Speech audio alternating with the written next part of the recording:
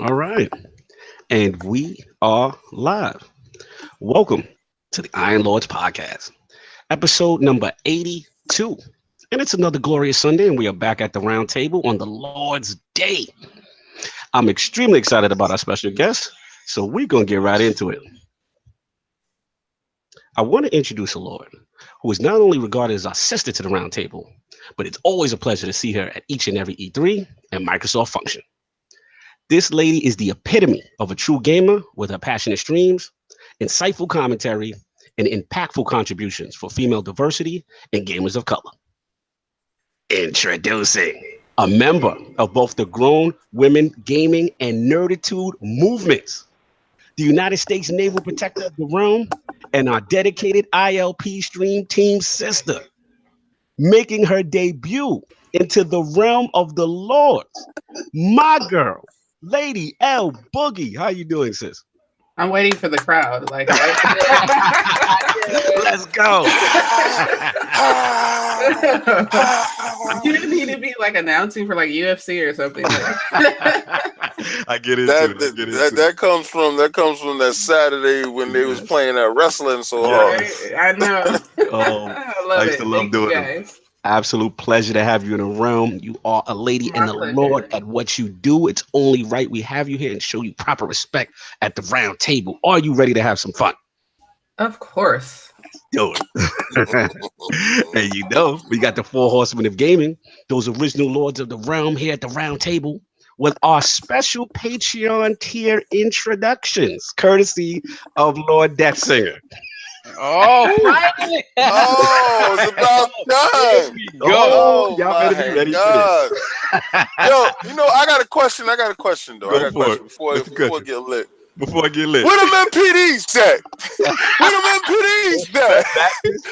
It's coming. We're working. You know, he's got the dates up on when all that stuff starts to go down. So very soon. You know what happened? Oh my God! You know what happened? Where them MPDs at? I'm done with you.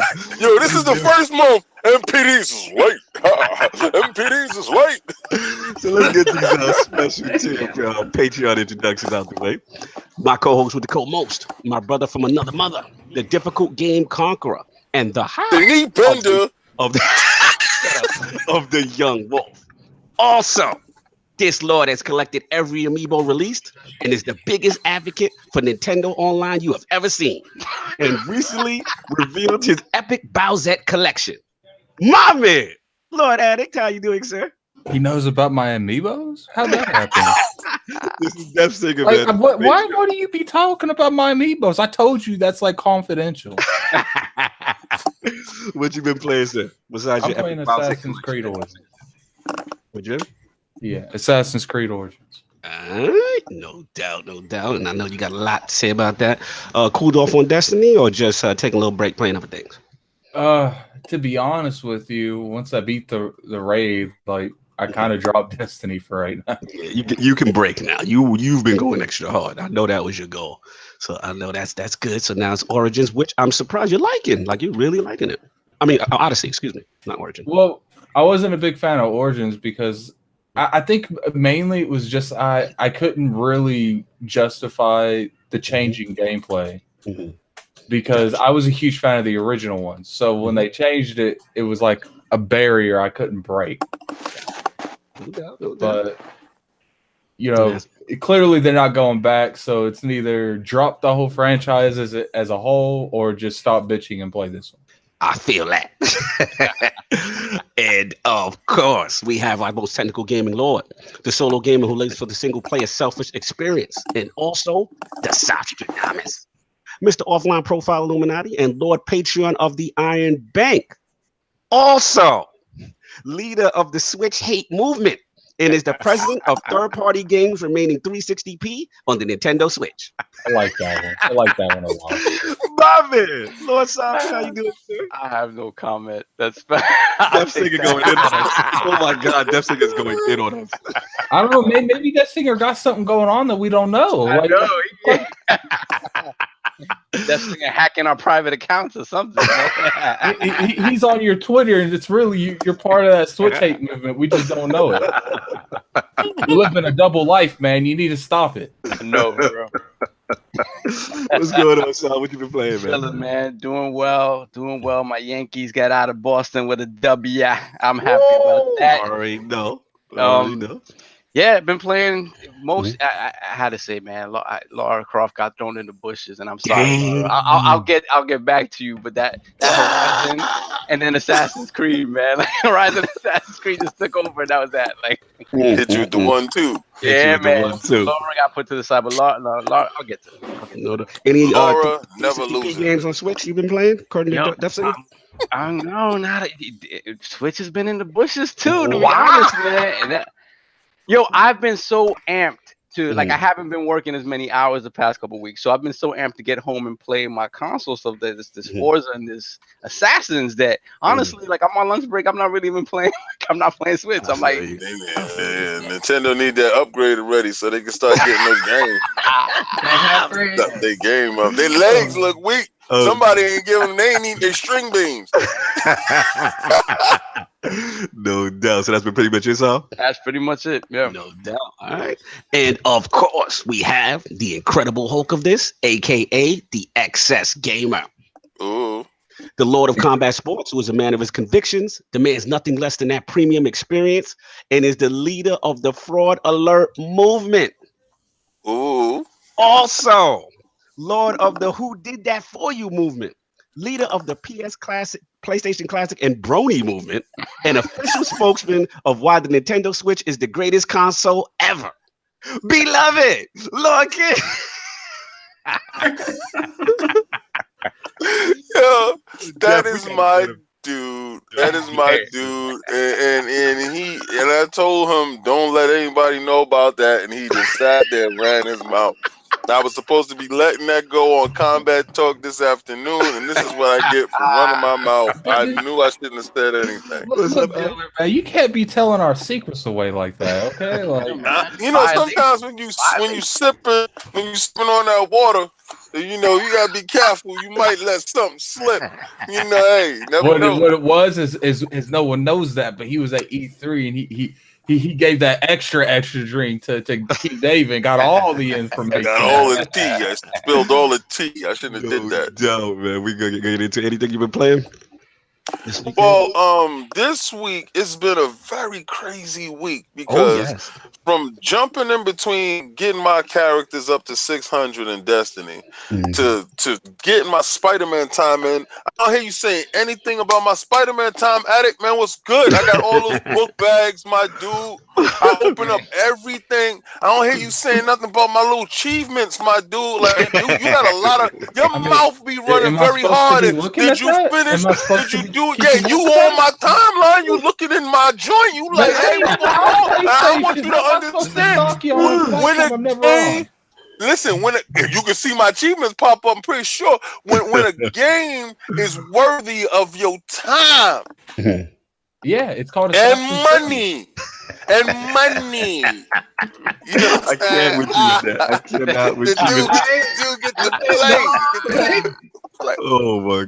You see what you're in for, Al? You see what you're in for, Al? Yo, y'all hilarious. Little Spidey don't like you not respecting. I'm not respecting. He over here looking like Dr. Evil. No. Explain me how I didn't respect. Nah, because you always sitting there commentating. King, are you gonna finish something? Hey, King, are you gonna get it done?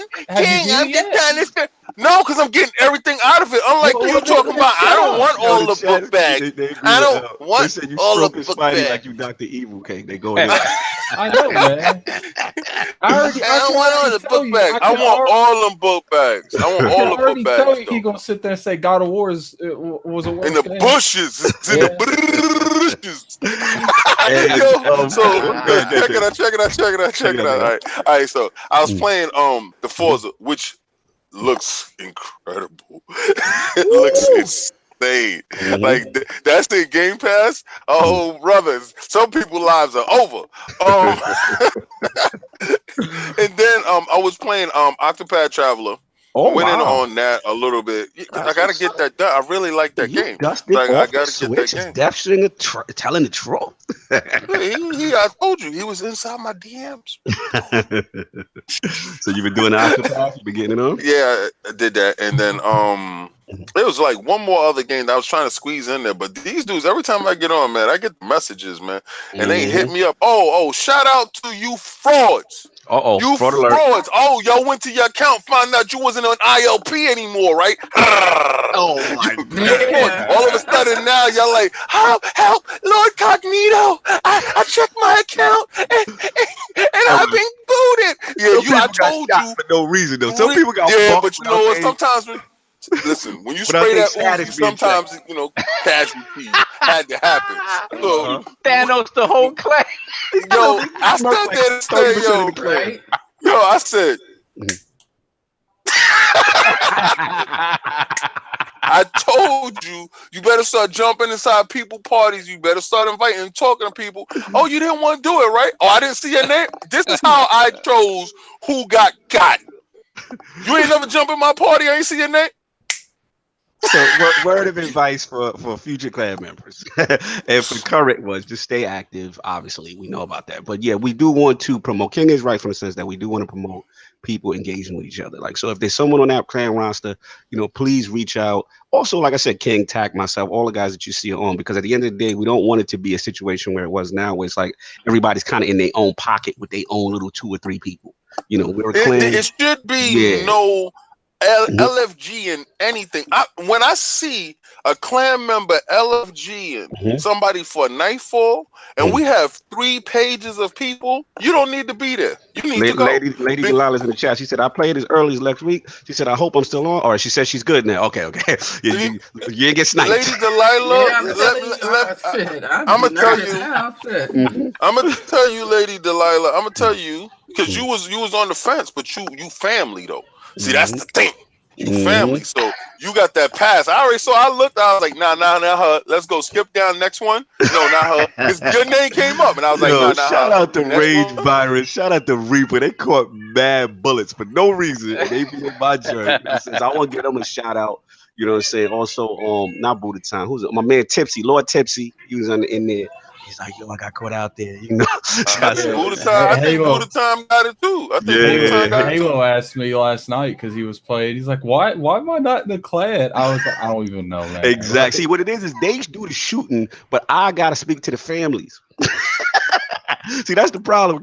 I got to deal with the repercussions. Yo, listen, I understand. Like, they call you, they say, LordCognito, I was out here frauding, and the fraud police caught me. Yeah, you got caught. Just because they don't play with you don't mean they don't play with other people in the clan.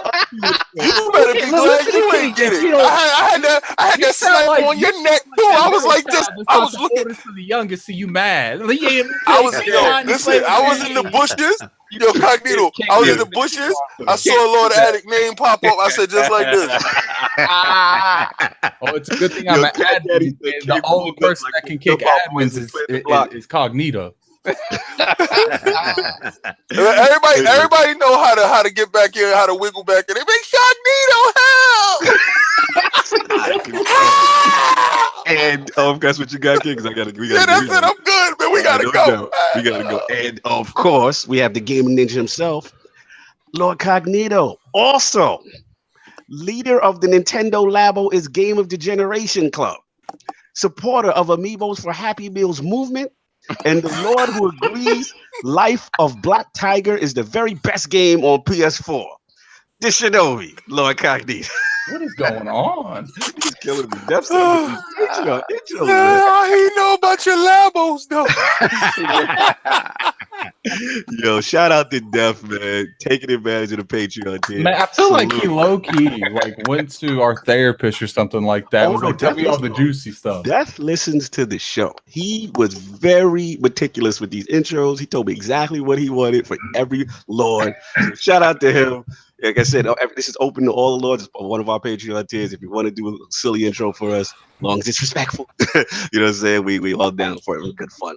So yeah, man, for me, obviously, it's been Destiny 2. I've been a lot of Crucible, as Lady Lboogie knows. Yeah.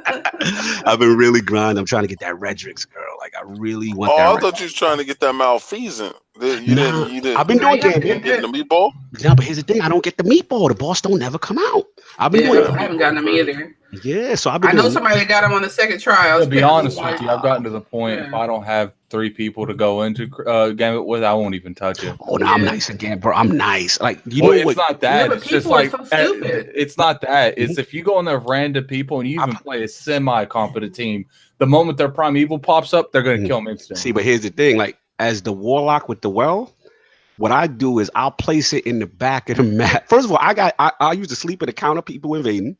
I put the thing in the back of the map, and I got the looter faction boot. So if you jumping into my bubble, you're gonna get protected. You ain't gonna get melted by the primeval and all the little blockers, and you do an extra damage. So it's like my whole thing. I play nothing but solo queue.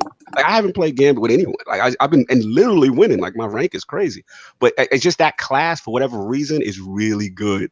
For that support class now. Yeah. So even if they semi-competent, they realize, oh man, he got a bubble. Oh, he got the Lunar faction. They could just keep reloading.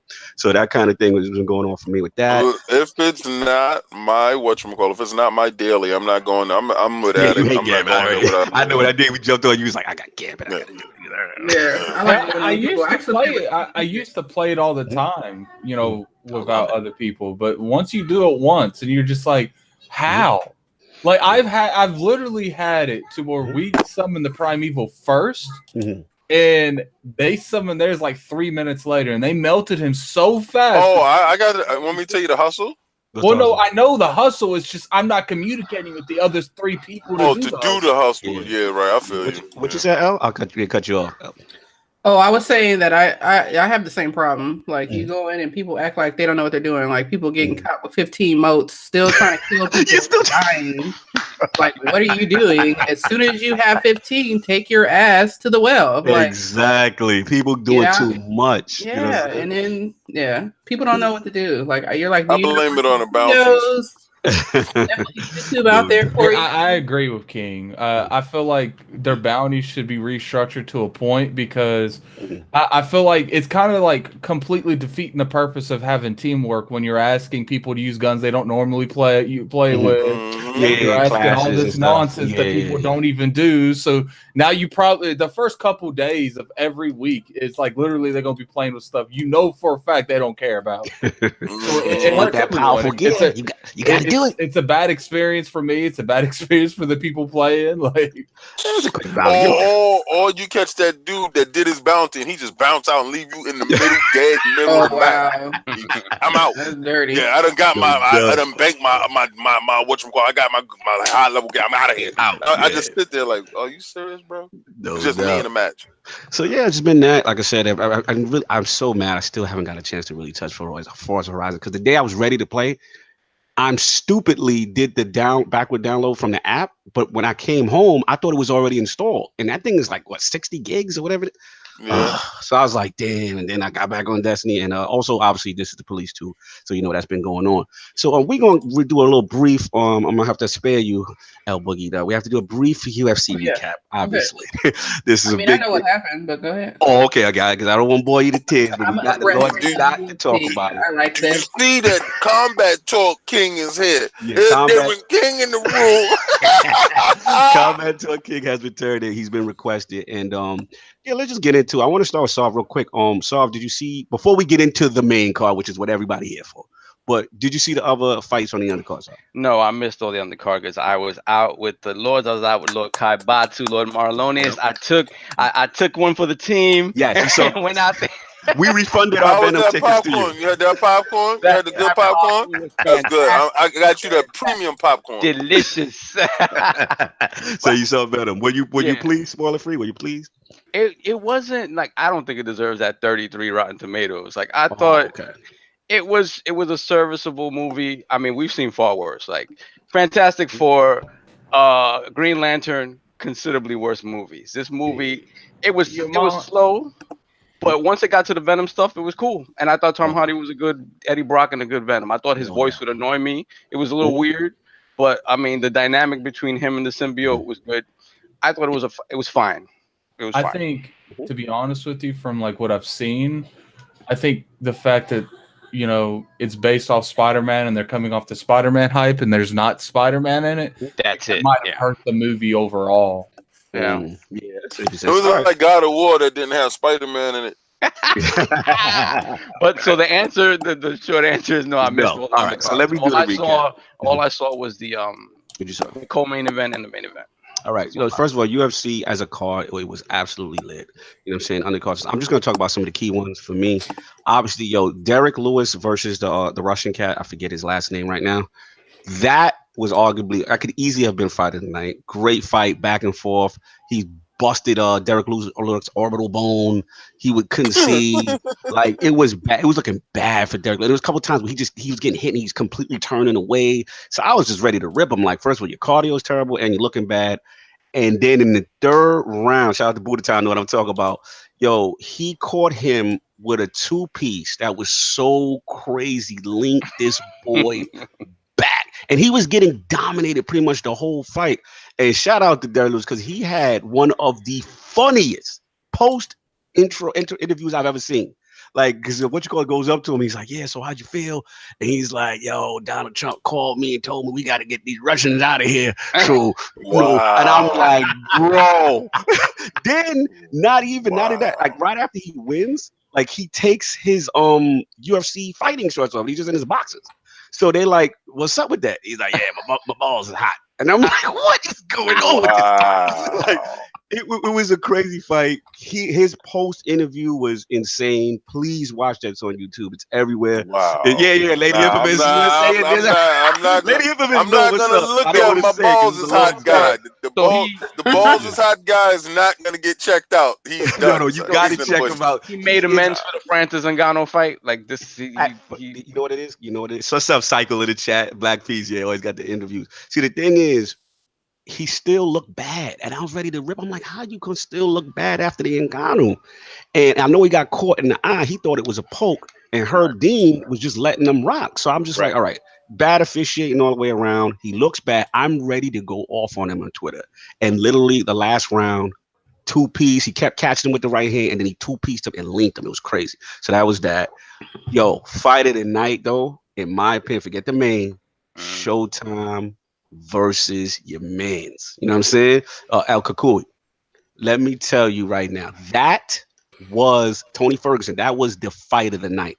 That fight, they started hot and heavy. They were talking that mess. Showtime was looking like classic Showtime. He was creative. He was doing all his innovative strikes. But your man, Tony Ferguson, was in it too. And he his pressure That's game. the dancing dude? The dude that came up and he was dancing. He did the movie. He did it like that to his face at the weigh-in? That's the dude? I think, Tony's and a little he had crazy. the headset on. He was like, ooh. I didn't see that weigh-in, so I don't know if he I got to see that joint because his that swag that he had going on in there. I was like, I got to watch. Probably Showtime with the headset. No. Showtime was the one. He the little dude that was up there. Was like, and then the other dude came up and he was just on some old. I'm about to go to the beach after this, but I'm gonna knock you out, and I want to know if he won. Ferguson's the one with the crazy cauliflower ears. Yeah, he got the crazy cauliflower and the big ears. Shout out to Slow Mo. Lewis waited until the last 20 seconds to fight. Yeah, definitely. But that was a fight of the night. I mean, Showtime looked like Showtime. He caught Tony in the beginning and really rocked Tony, almost had him out of there. Somehow the fight got stopped in the middle because of a cut open on Showtime's head. But even though he wasn't really hurt, the cut was that bad. So once they kind of resumed, Tony got his legs, and let me tell you, Sav, his pressure game, his pressure game is insane. His walk you down, his I don't care. I don't care. Stand in front of you. Yes, his I don't care what you doing. I'm on you. Like that's why I looked at him like, okay, because he's in the same division, he should most likely get the winner of Conor and Khabib. And I'm like, okay, now I see what people talking about. Nobody wants that winner. Yeah, and then he's coming off the knee injury, so he looked good. And Showtime was testing that knee. Showtime started off taking him in the knee, so we was like, "Whoa, this how it's gonna go." But that was a great fight. And then we get to the main event.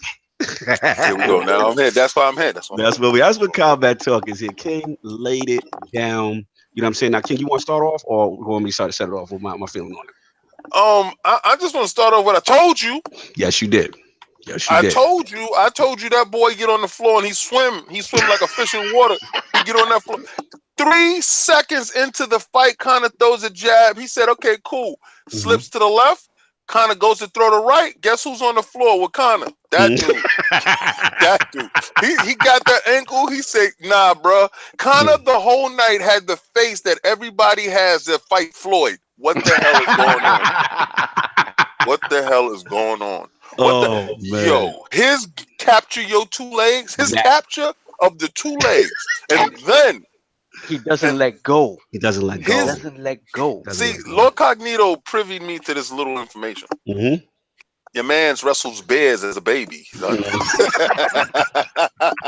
Your man's no, listen. When I tell you Khabib wrestles bears as a baby, and I said, nah, he's joking. No, there's actual footage of your man's wrestling a bear as a child. As a child. Like, who puts their child to wrestle a bear? That's one. His daddy crazy. All right. So that's one.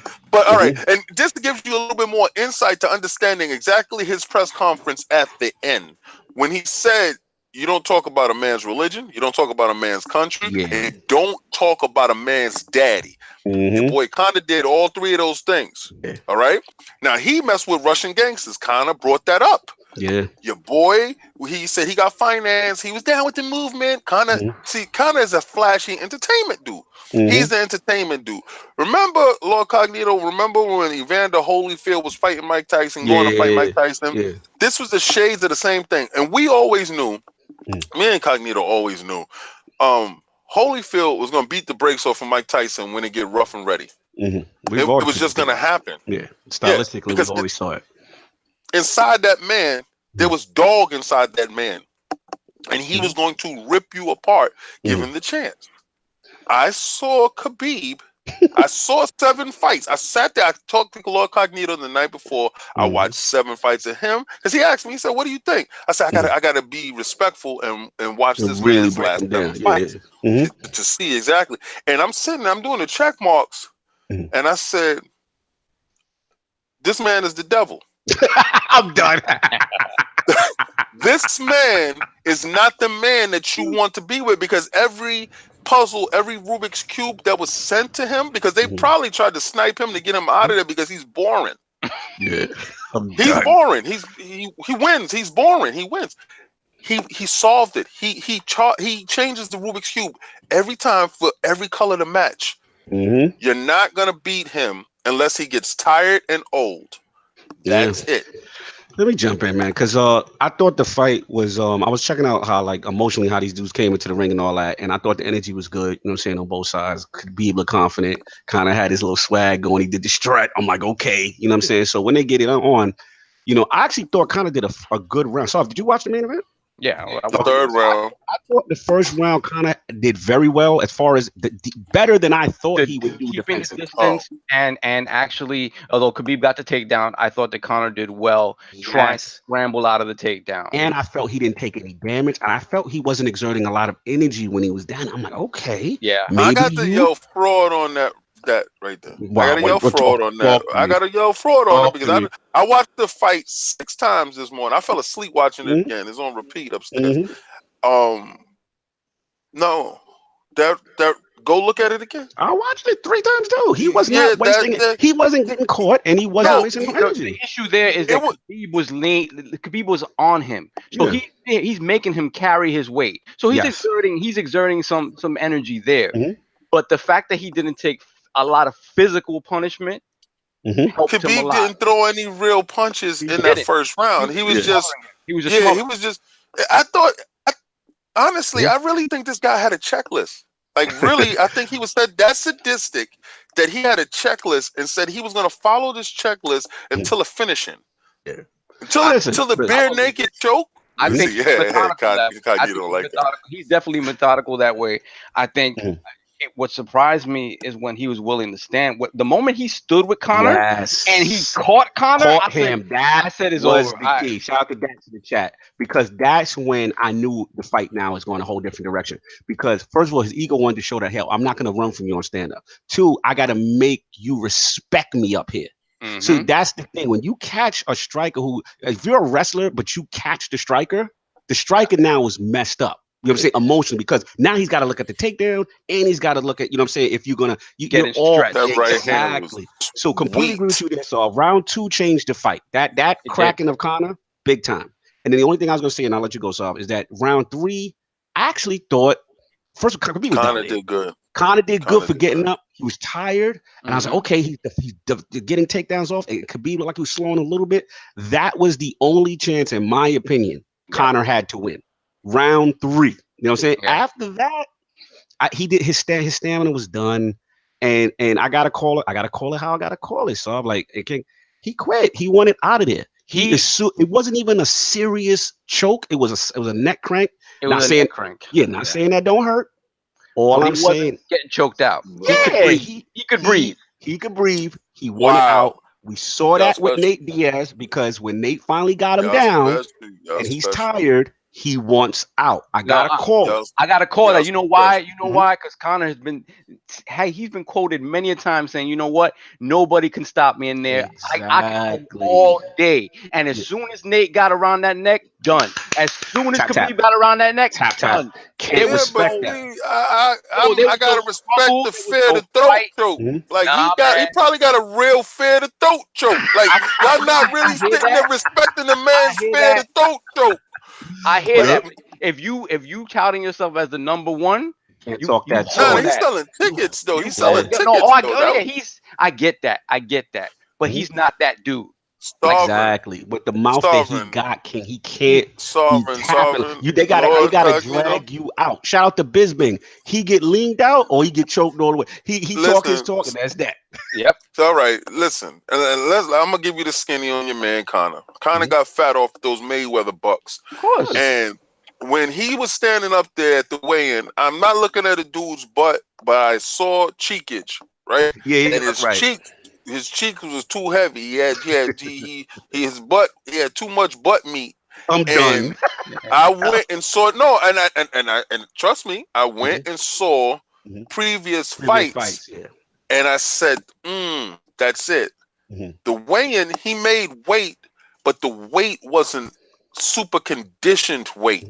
And for a fight where if he was off with striking, because it looked like he was off every time he tried to time him to get him with a strike. Like he'll land a strike, but it was like a couple of milliseconds off. And I told you, if he's milliseconds off of this and Khabib is actually able to counter, which he did, because he threw the right and Khabib countered with his right and dropped him. And I said, oh God. I said, sorry. I said, this is it right here, because like LordCognito said, when you strike a striker, that's an extra fear. I saw fear in the eyes of Conor. He tried to walk it off. He tried to show some bravado in the fight to show you. Well, they said he looked it out of character, not his normal. You know, we know it got personal. Let's wrap this up. Let's get into the real reason of the thing, which is, the aftermath. Obviously, shout out to Fonzarelli, Mikey Barra, what you call it, my boy Doc, what's his name, man? Doc from Xbox. That's my homie, man. Yeah. You know what I'm saying? And we were talking, everyone was talking last night, and J-Dub. And, I felt strongly about it. And here's the thing, people are like, yo, and I've seen, shout out to Matt on my timeline, they're like, yo, we can't get mad at Khabib because look at what Conor did, look at the bus and all that. But here's where y'all lose me at. My thing is, listen, y'all both was doing gangster-ish prior, right? One of y'all, Khabib's dude, this whole thing started, King, is Khabib's dudes rolled up on. I know. Dude, you know what I'm saying? Conor got the word. He flew the private jet out. He came with the 40 goons. That's how the bus thing started. He told Khabib to come out. Whatever reason he didn't come out or whatever, that's how the bus thing. Conor gets locked up, right? Let's not forget that. Conor gets locked up. He got to do paid $3.5 million. Right. Word. Then it comes to this joint. Conor's talking reckless with him about his family, his religion. Not saying that's right. I get it. My thing is, you just proved to the world, Khabib, you're that dude, right? You destroyed this dude. You made him quit. And I had no problem with him standing over him, talking to him, spitting at him. Did you have a problem with him when he spit in his face? Had no problem. I'm like, I get that. Right. You know why? You know why? Because they had their beef outside and then went in and they fought the fair one. They fought the fair one. You made this dude quit, right? Boom. Then you go over, you throw the mouthpiece at the dude in the. I still got no problem with that. Now, when you jump out do some somersault kick or whatever you doing get out there with his fans and the governor there. Kick that I've seen from the top rope that wasn't part of WWE in my life. Shout out to Khabib. You know what I'm saying? So he does the wild kick, comes out, he getting it on with the BJJ, Connor's BJJ guy, right? What are you doing, fam? Then you get back, your man's now, one jumps over the rope to set it on Connor. Connor spits out on whatever, they about to get it popping. Then his other man jumps in and stole on Connor from behind, right? What are y'all really doing? Like, here's my I'm thing. gonna give you this. Let me finish. I get it. Emotions is high. The dude is wild, disrespectful with the mouth. You beat him. He was talking crazy. I get that, but here's where y'all lose me. One, don't mess with the money. Your purse is revoked now. Your purse is revoked. Now you're not from this country. Your visa's in question. Now your people's is locked. You know what I'm saying? And the two of them is fighters. They're fighters. They already said they're never fighting on UFC again. You just blew your cash. Now we still didn't even get the word from the Nevada State Athletic Commission. Because at the end of the day, dude's getting suspended. Yeah. That's fact. So at the end, Khabib's getting suspended. So whether it's going to be 6 months or if it's a year, and if it's a year, guess what? They're stripping him. You know what I'm saying? So think about what you really doing here. Now, if it's on a pure gangster level, I get it. We all, you know what I'm saying? We from, Lords are from, where we're from. We understand what that was. We know what that, King, I know what you're about to say. We know what that was. And from street rules, justified. I get that. But you got to be bigger than that. You're messing with the money. This is your moment and you ruined it. That's just how I feel about it, bro. That's them roids. You ready for my take on it? I'm sorry, King. Yeah, go ahead, King. Go for it. No. There's no need to be sorry because you're talking exactly from the heart, and exactly from the heart is what you're saying is true. You're talking from the Dana White position, and like normally I'm on my Dana White, ish. I'm just sitting there like, yo, keep that money cool. Don't do that. Nah. This is the way you beat a bully. Conor can never talk again in that ring. Oh, no question. I know what that was. We know what that was. You was at that bus. You was on that bus action. Bus action is crazy, right? You was on that bus action. I saw my hands. I came. You send me your location. I show up. I got you. You can't be doing the kind of impression like that. And, okay. And he said, and the whole time Khabib was a gentleman all the way through. Till he got him in that ring. He said, I got you. I saw when he grabbed him and Khabib was talking to him during the fight. The whole beatdown. Yeah. In that second round, when he was dumping him in a corner, when he was standing over, raining bombs from heaven on top of Conor's head, I know what he was doing. He was dragging his soul out his body. Oh, absolutely. Then he stood up. And he stood up over him. See, I stood up over him. Exactly. But you know what he did? Everything that happens in that circle, in that octagon, everything that happens in there is good. I'm about what happened afterwards. Now, y'all might say, you like the gangster-ish. No, you know what it is. You might say, man, that's messed up, King. People could have been hurt. Exactly. Let me tell you something. I don't like people that run their mouth and then when action happens, you ain't about that action. Conor was cool. He got beat up inside the ring. It was nothing happening to Conor. Conor climbed up on top of the top rope. He saw his man's fighting. He saw Khabib's man up there. He looked and said, I'm going to snuff him. He got his snuff on. Khabib man looked at him and said, you again? Started to proceed to hit him. Khabib's brother saw from the outside what Conor did. Came over the back. They proceeded to work that man over because he didn't learn what happened in the ring. Sit down in the corner. Thug stuff happens. This is thug stuff. Now, Khabib, when you take a guy and his adrenaline is high, yes, I agree. You can't force somebody who is in savage mode and you keep antagonizing them He threw his mouthpiece. He faked out the red guard and got over there and gave you 2 feet to your head. Shout out to the dude who caught the 2 feet in the mouth before the beatdown went down. Because the governor was there. You know what? Shout out to Vladimir Putin for calling Khabib right after and said, "I got your bail money." It's good. It's a go. All right. But here's the problem. His fighting, his purse is not a go. His visa is not a go. I'm pretty sure. It's not. I'm pretty sure Vladimir Putin got his money. He ain't got nothing to do. Vladimir Putin ain't got nothing to do with the Nevada State Athletic Commission. That's cool. You know, Khabib knew that going in. When you do gangster things, you gotta fall on your sword. Like I tell you before, nobody's beating that man. Yeah, my issue is this: he unnecessarily made himself a villain when he's not that dude. But he was foreign. He's foreign. I got you, but he can't maintain that mantle.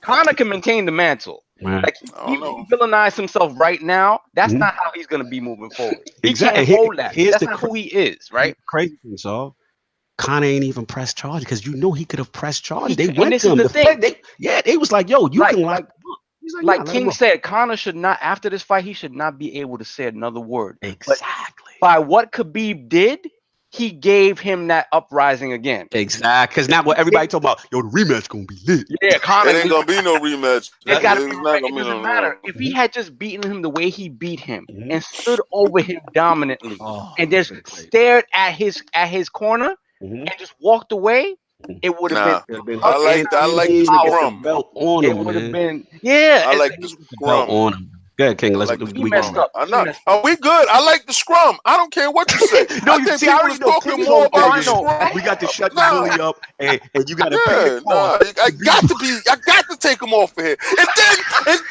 he got to the press conference with no apology. He said, "Why are we talking about the gate though? I'm not talking about when he was at the bus." He said, "Why we keep talking about this gate? The gate just happened. Why are we talking about me hopping over the gate though?" He said he disrespected everything. And what he told you, we're not saying it because he was unapologetic. See, he dropped the mic up. Don't you ever talk to a real thug about his religion, about his father, and about his country. Because a real thug is going to break you down inside and outside. I feel you. Just always understand there's repercussions for that act. That's all. I feel if you're going to play gangster, you got to understand the repercussions. I feel like at the end of the day, he's okay for those repercussions. Like, he's good with it. Yeah, I feel like he definitely hates like, yo, it's worth it for me to do this to kind of based on everything I went through, and he gonna feel at work. I get it. I know what it is.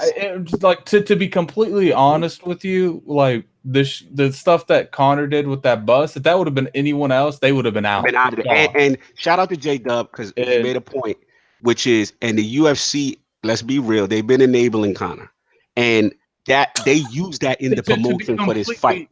So we gotta keep that. We can't absolve them. They've been benefiting off the Connor train. You know what I'm saying? To be completely honest with you, I'm not down for Connor getting no repercussions. But he didn't do nothing though. But he hit that dude first. He punched that guy. He didn't have to do that. If Connor would have just sat there, didn't hit that dude wouldn't have jumped over the fence because he saw his man get hit. Like they already did the first party investigation. They didn't take Connor's purse. They already said they revoking. I get that. But at the end of the day, they were looking more at the dude who jumped over, which they should. Yeah. And I'm just like, yo, why didn't Connor get repercussions for not even? He wasn't even part of jumping over the fence.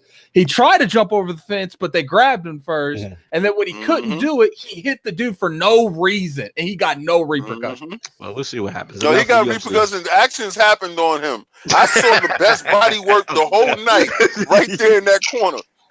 So let's get into this that dude got down off the fence. I personally don't think he should his fighting career should be over for that. That wasn't his fault that Connor hit his ass. They didn't say that. Right now there's an investigation. No, Dana White said the people who jumped in that octagon they're gone. They're done. Fight again. Yeah, they're done. And I personally I agree with the one that gave that gave Connor that body pieces. I agree with that because that dude jumped over there specifically. Both of them jumped that in. Whole the dude that Connor sat on. But the first one jumped in the ring. You can't do that.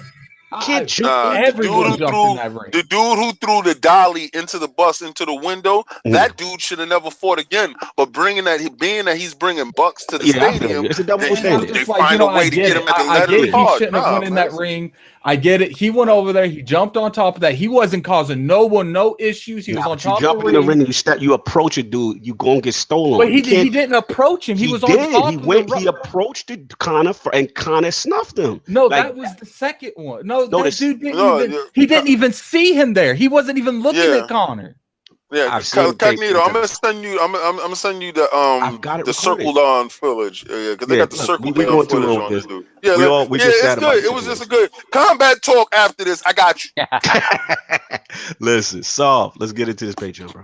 Let's go. Time to pay the bills that time of month once again. As you guys are fully aware, the Iron Bank. I want to say something real quick before you do it. I really appreciate everyone. I've been noticing the increase, and I appreciate everyone that really supports us. Like, Lock on the Real, I do appreciate that. No doubt. Go ahead. Go ahead, Carl. As you guys are fully aware, the Iron Bank is susceptible to influence of the monetary persuasion. If that PayPal is not on fleek, you are not in the running. With that out of the way, thank you all. Thank you to all our patrons. No doubt. Right, so let's go. Let's give our thanks. So let's start off. What we got?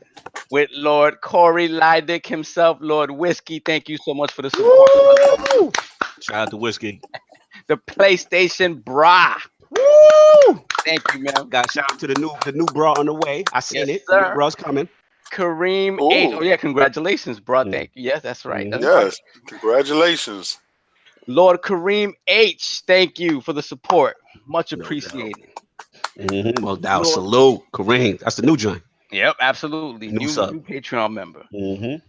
Lord Chris Williams, thank you so much. Woo! Salute. Thank you. Monkey Punch himself, Lord Michael Lugo. Monkey Punch, what's going on, bro? Thank you.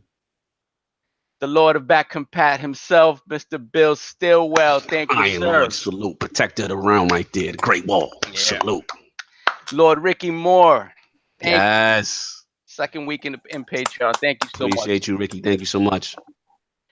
Lord Spoonman. I see him today. I see him in the chat today. Shout out to Spoonman. He be rapping, man. Yeah, I do. I'm sure he probably is. Lord J. Fonz. My man. Brother. My man Fonz. T-minus 2.5 weeks and counting till greatness arrives, J. Fonz. Oh, yeah, I read that. I read that. Yeah. What else we got? The Stream Team's own Lord Snaldo. Yo, check out his Scum review, man. Very good. It's up on the Iron Lord Podcast channel. Yo, I gotta give him the biggest. Oh, hold on, back up. Respect. Yeah, first say what you're gonna say about Snaldo. I just gotta give him the biggest and the craziest, utmost respect. I love the way that you have taken control over certain things and you have worked your way, sir. I do salute you, and I probably don't say it as much because I had to mute that chat because you loose in there. But I must say, I do appreciate everything. You and Lboogie is like the glue, and I really appreciate you guys. I swear you have no idea. Big time. And I want to shout out to Chris Williams, aka Lord Fastback. That's who that was. Oh, that's Fastback. Oh, yeah. The government was out there, so you know what? It's right. He put it out there. He put it out there. That's AKA. So salute. That's our Tick brethren, and you know what I'm saying. NLG fam, always in the chat, always been supportive from day one. Salute. Let's go for it. What we have next? Lord Loaded Pixels, the code. The code bearer, brother. We're back to kindergarten. Thank you, brother, and much appreciated. Since third grade, bro. Yeah, man. With me, since kindergarten with me. We got Lord Cat Daddy Fat Stack. Thank you so much. I know he was in the chat. I think he had to go. But you got to hit the road, so you're going to catch a second. Hit the road. You're going to catch us later. But thank you, Lord Cat Daddy. Lord Snail Killer himself, Diago Patra. Wow, he's in there. Salute, Diago. What's up? That's my guy. Always talking sports. Giving me mess about my Niners. What else we got? The Lord of Intros, the Lord Deathsinger himself. Woo! Yo, Dev, I'm gonna get you back for that, Thank you. man. So yeah, we got you, Dev. We got you, brother. No doubt. And last and absolutely not least, the Lord of Coding himself, Lord Optimus Code. Thank you. Yo, that dude is so knowledgeable, man. Salute to Optimus Code, the OG, schooling us. Check out his channel. He's always got super entertaining content.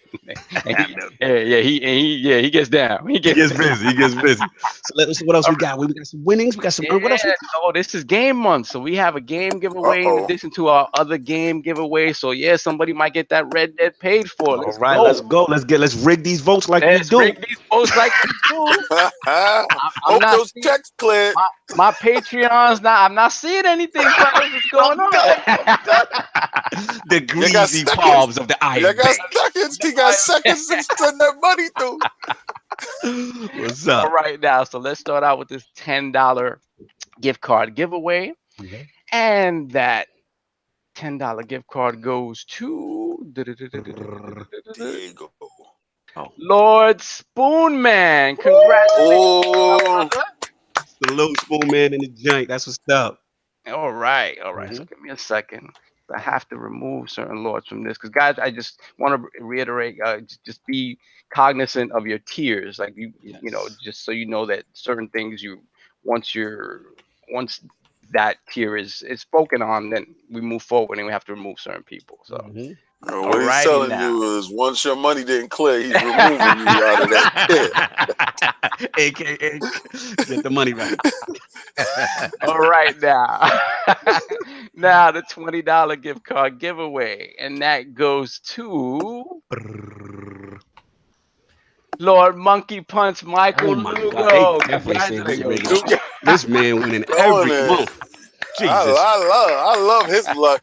I'm gonna let you start picking my lotto numbers. For real. Yo, I can't even front like really.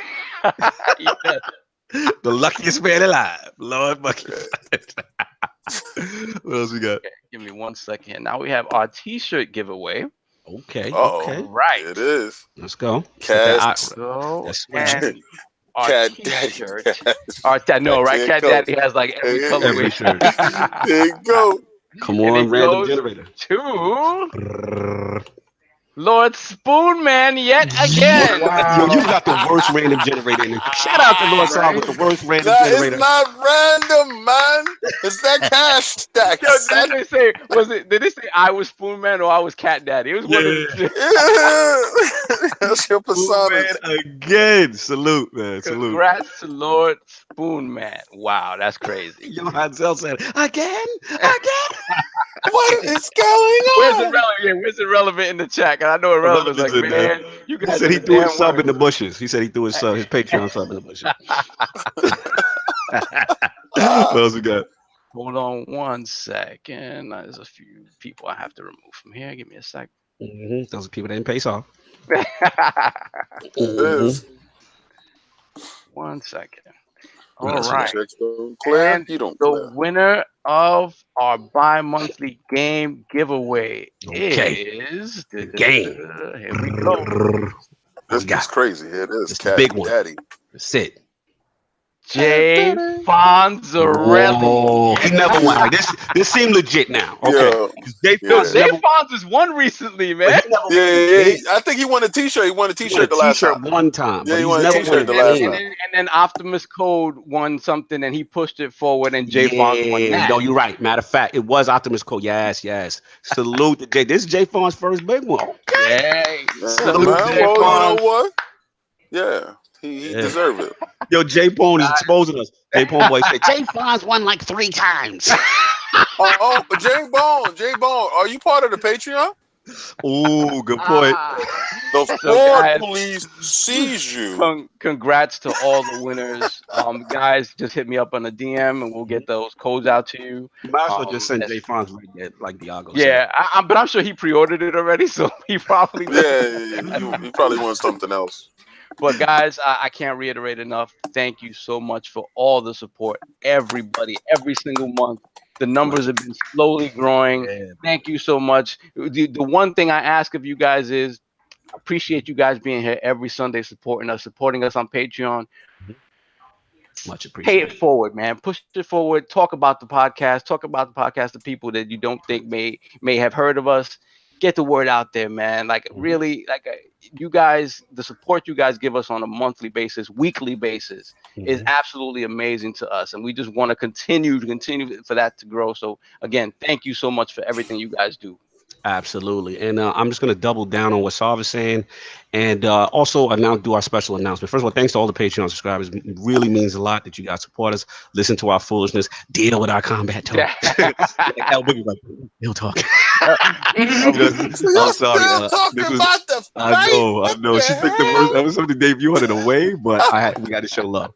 But yeah, so thanks for that. But I definitely want to do a little hear ye with the state of the realm. So I know Lord Sav's made it a point to keep the Patreon subscribers and ILP supporters informed and up to speed. So one of the number one requests that we've got from you guys, and we're finally happy to make it happen, is we're happy to announce that we'll be working with Teespring, and the Iron Lord podcast storefront is now live with all your ILP Royal swag needs. Please check that out. I'm going to put the link in the description. Bam, it's live. Go get that, man. We got everything for you guys, you know what I'm saying? And as far as clothing and the female lords, the kids, you know what I'm saying? The accessories, we've been thinking about the color waves and all that stuff as well. So it's up. If you want to support, and I know, like I said, a lot of you guys did initially, but also a lot of guys we missed because they were like, hey, what's up with that link? So we hear you. It is live. It's called, the first wave is going to be called The Realm of the Lords. We check it out. We got everyone covered.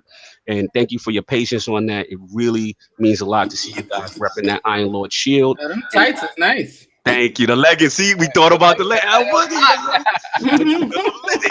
socks, though. Yo, I'm about to get the socks myself.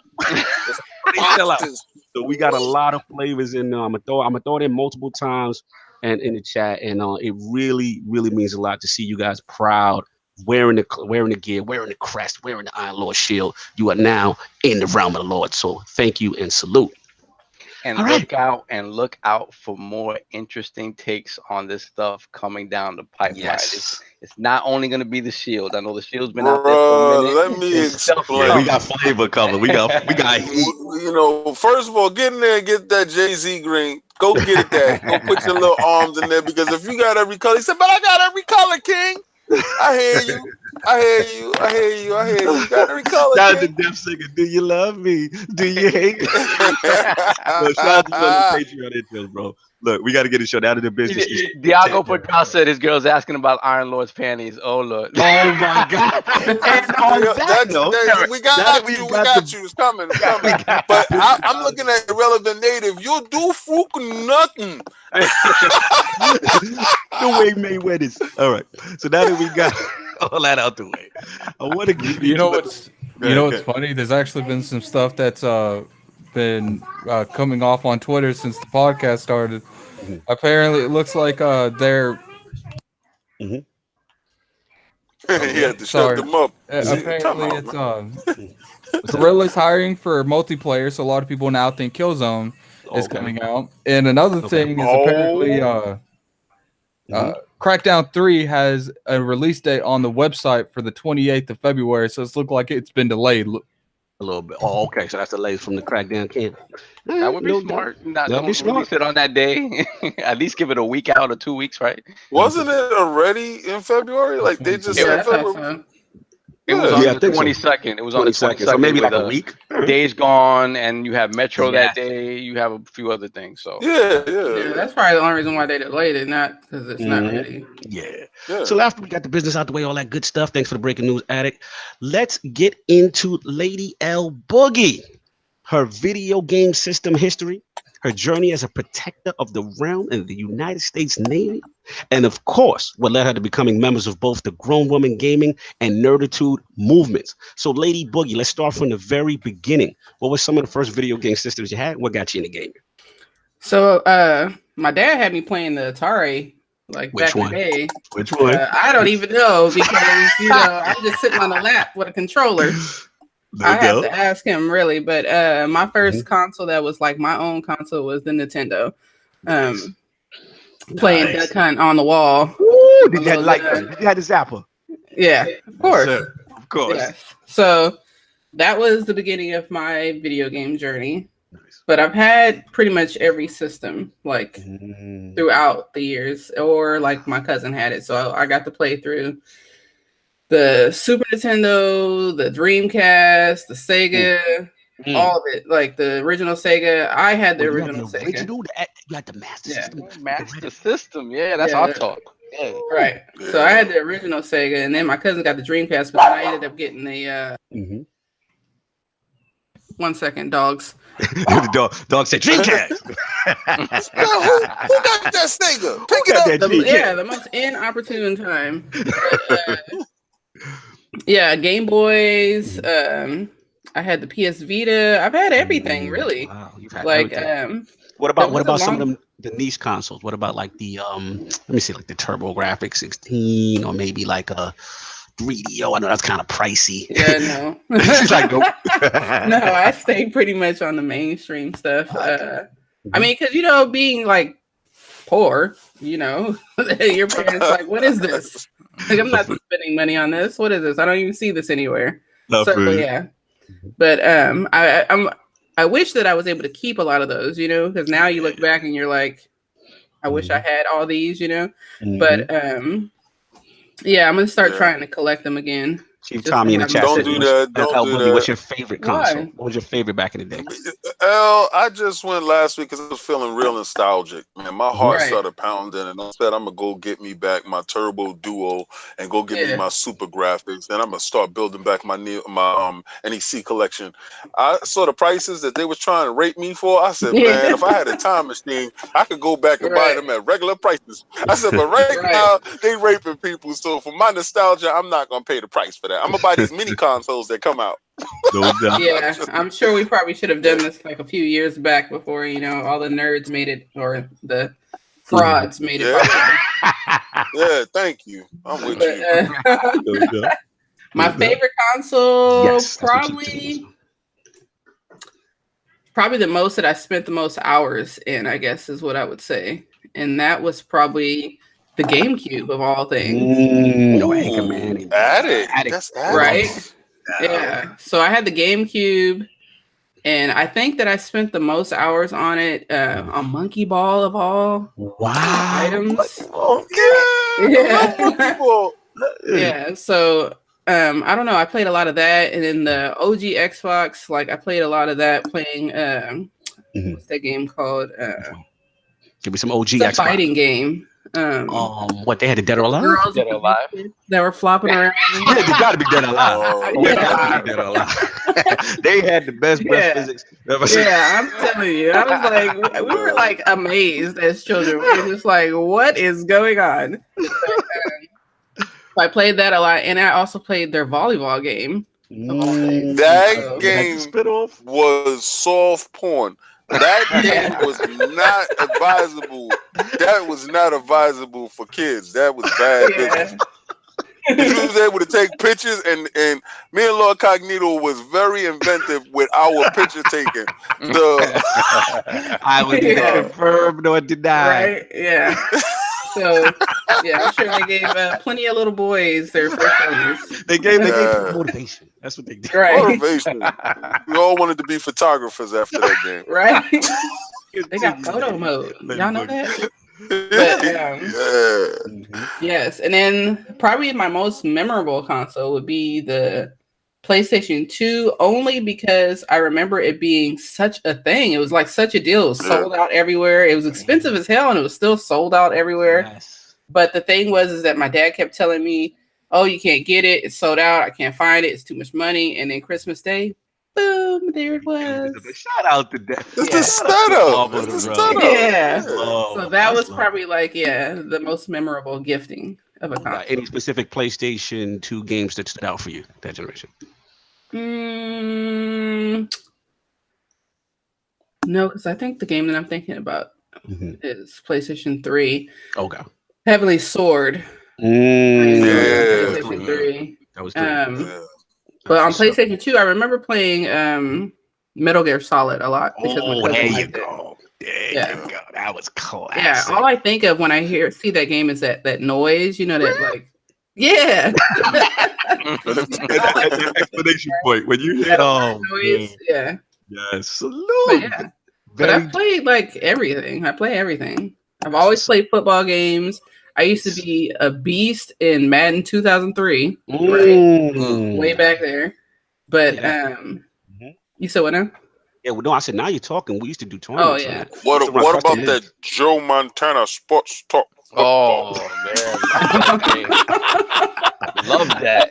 That was a J. It was revolutionary. So you was a beast on Madden on them sticks? Yeah. Nice. But I don't play it as much anymore. I think they've given us way too much control now. Yeah. I feel, you know, it's funny. I agree with you in some level. It almost got overwhelming.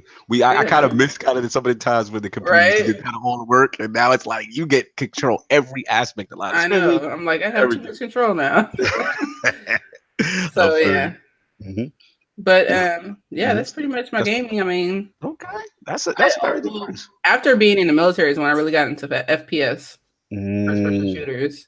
Okay. Now that was what I was going to ask. You was playing one in real life. Right. Yeah, I was gonna. No, continue. I'm sorry.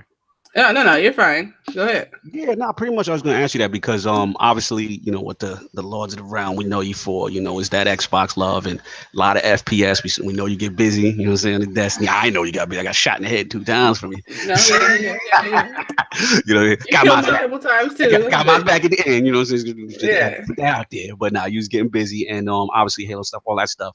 So tell me like how your affinity for Xbox are, because you know a lot of people know you in the Xbox family, the Xbox brand. Like you are a mainstay. So like, how did that really take off for you? So really, it took off like while I was in the military. So I was like, I had a friend who worked with me, and he like begged me to get a 360. Like, and this was toward the end of the gen. Right. This was maybe like 2012, 2011, and he begged me to get one, and I'm like, you know, I wasn't in FPS or anything. He's like, look, I'm going to play with you. Don't worry. We're going to get Battlefield 4. Everything's going to be gravy. We're going to set you up with a headset. You'll be good to go. So he really walked me through playing Battlefield. And then he got me into like all the communities and stuff. And like in the military, it's nothing but a community. Like everywhere is community within your, so like I worked at the Naval Hospital. Yeah. So that's your community, but that's your bigger community. But then within your big community, I had my actual like office where I was at, which was Fleet Liaison. And what we were the liaison between the fleet and the hospital. Okay. So then you had that little community. So I'm already really community oriented. He introduced me to more community, and I feel like Xbox has. I know I'm going to catch heat, but they have the best community. Like. Yes, they're very community oriented. I've met people that I've never met before in real life, but they are still like family. Like facts. Yeah, I mean, like that is such a big statement. And again, I know a lot of people, like you said, going to give crap or whatever, because at the end of it, you know, obviously we know Xbox is our preferred console.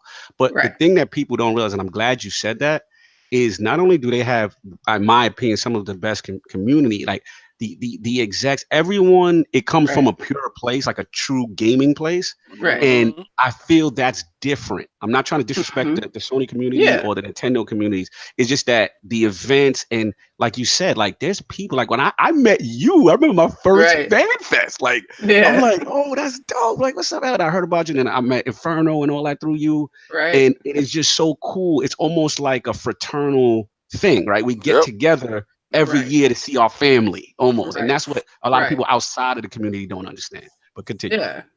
But there's like something to be said too about a sense of community. Like with Xbox, they like make you feel like you're important, which people don't put enough stock into. Everyone needs to feel important.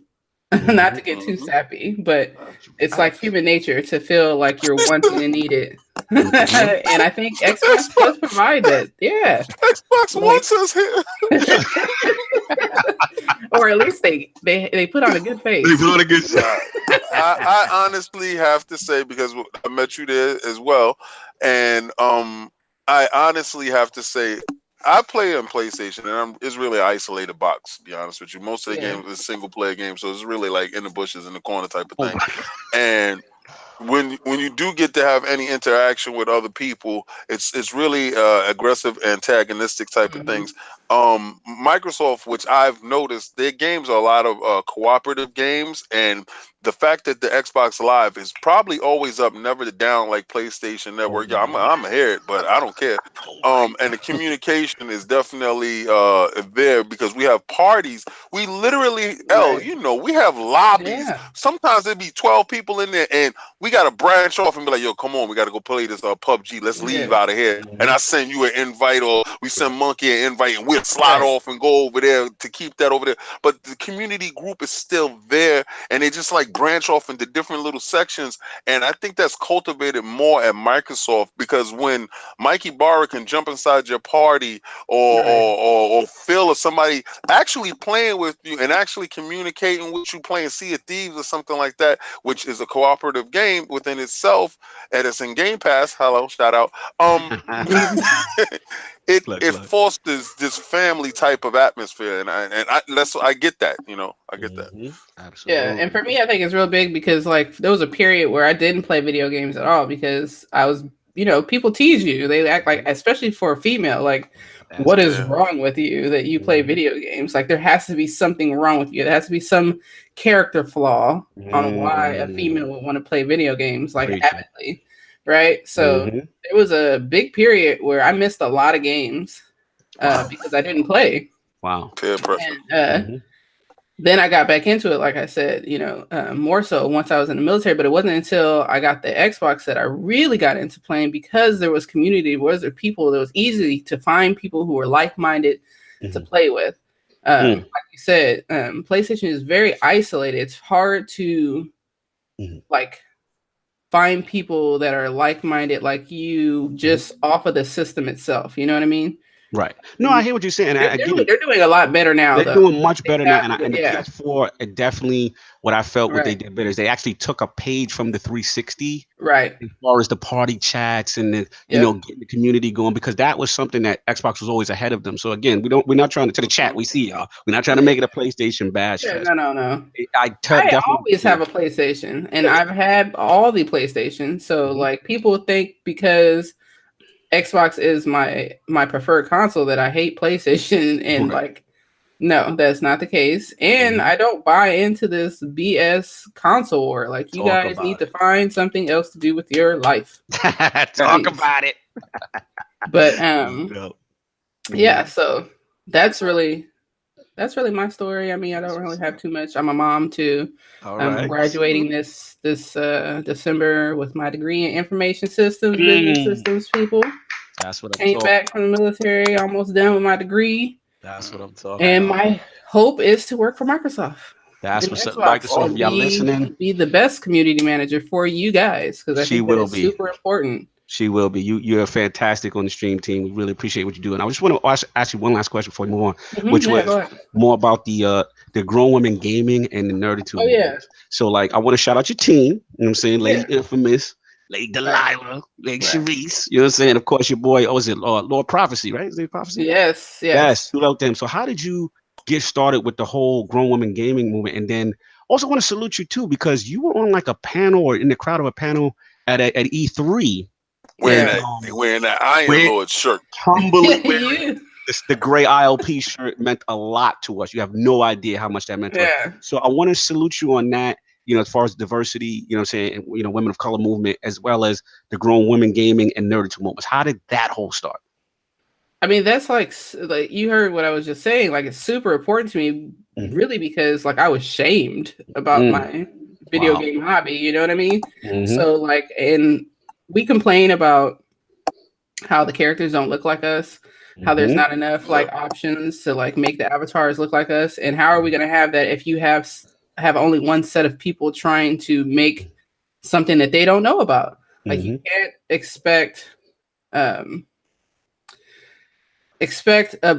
bunch of white males to be able to really capture what black hair looks like, what black facial features are like, just on pictures alone. We know that there is not two different types of shades. Right. Absolutely. You know what I mean? There's not black and blacker, and that's it. You know, we come in all different shades. Black. All of us, really. Blacker. Even the Latinos, they come in all different shades. So we're not going to be able to get there unless we have more females, more people of color, all colors in the gaming industry. And if I could do something to help that, I feel like it's a necessity for me to do that. That was huge. And I love your question for Phil. You know what I'm saying? When you were out there, when you guys were on stage, like that was really cool. I was very positive. Yeah, I'm a mother too, so that helps as well.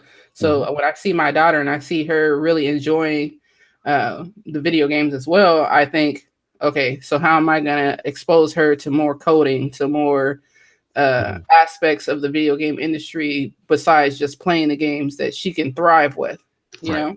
And absolutely, there's large girls that code movements everywhere, but I think that because Xbox is so community centered, that they have a platform to really do some good in that retrospect, because not every company is trying to do good. They're just trying to get your money. No, I feel you. That's a great point. Fantastic point. And just real quick, so then you just linked up with like the Grown Woman Gaming specifically. Like, how did you link up with all those members? Who started what? So Lady contacted me after, oh shit. I can't remember when, but she did reach out to me and we started playing heavily. And then we got Delilah on board because they do GRG together. No doubt. And Delilah bought Sharice. Okay. And we started a little slow, but I think we're starting to gain a little traction now. Yes, sir. We kept with it. Delilah came with the nice graphics for our channel. We have our own dedicated channel now on YouTube. Yeah, we're gonna keep moving toward that. I would like to get some more people that because we all are primarily Xbox. So like we had an episode 2 weeks ago where we had some people who were more Nintendo centric. Okay. Which was nice because it's nice to have that banter. Oh, we gotta call Solve Up. You gotta call Solve Up for that. Yeah. Solve definitely spring through with his cape. Yeah, and that's why I like really admire you guys, because you guys really have a good dynamic of people who like different things, you know? Yeah. So because no one wants to hear you just everybody agreeing all the time. I mean, preach. Right. So I don't like these dudes.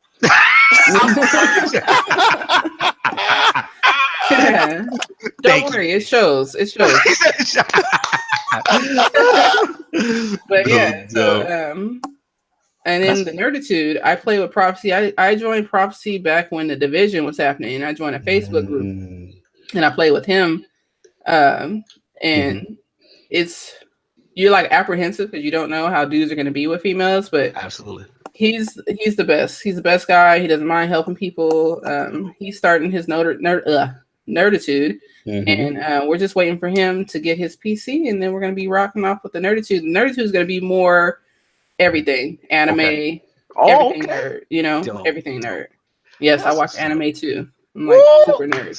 Lboogie, show that diversity. That's what I'm talking about. That is what's up, man. Yo, Lboogie, I mean, Lady up in the chat. You know what I'm saying? A lot of the chat showing mad love right now. And we definitely want to support y'all because at the end of the day, you know what I'm saying? Like that grown woman game is so important to see y'all out here moving. You know what I'm saying? I listened to it a couple of times and you guys really know your gaming. And I like when they put you on and you're doing your reports from E3, how it went down. Oh, yeah. You know what I'm saying? Behind the scenes. Episode, yeah, she's like, we can't talk about that. This on the NDA. And what's funny is I'm like, I know exactly what she wanted to say. Right. Because we've been in those, you know, those environments. So it's just so cool. And I really I actually got to go to campus. I don't know if you guys know. Not yet. You're ahead of me. Yeah. Campus. Yeah. Wow. I'm hoping to go back up there before the end of the year if I can. But so I've been there. It's amazing. It's like Disneyland for video games. Yes, it is.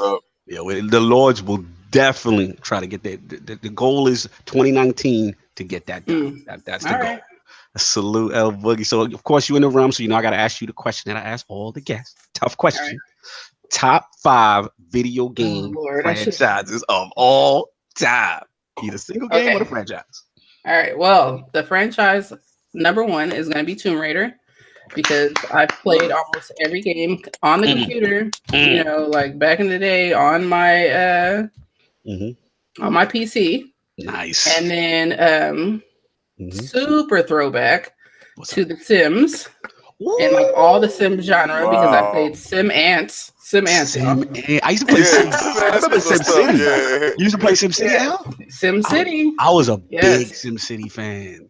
Yeah, so I didn't like that game once my plumbing went. I didn't like that game. Yeah.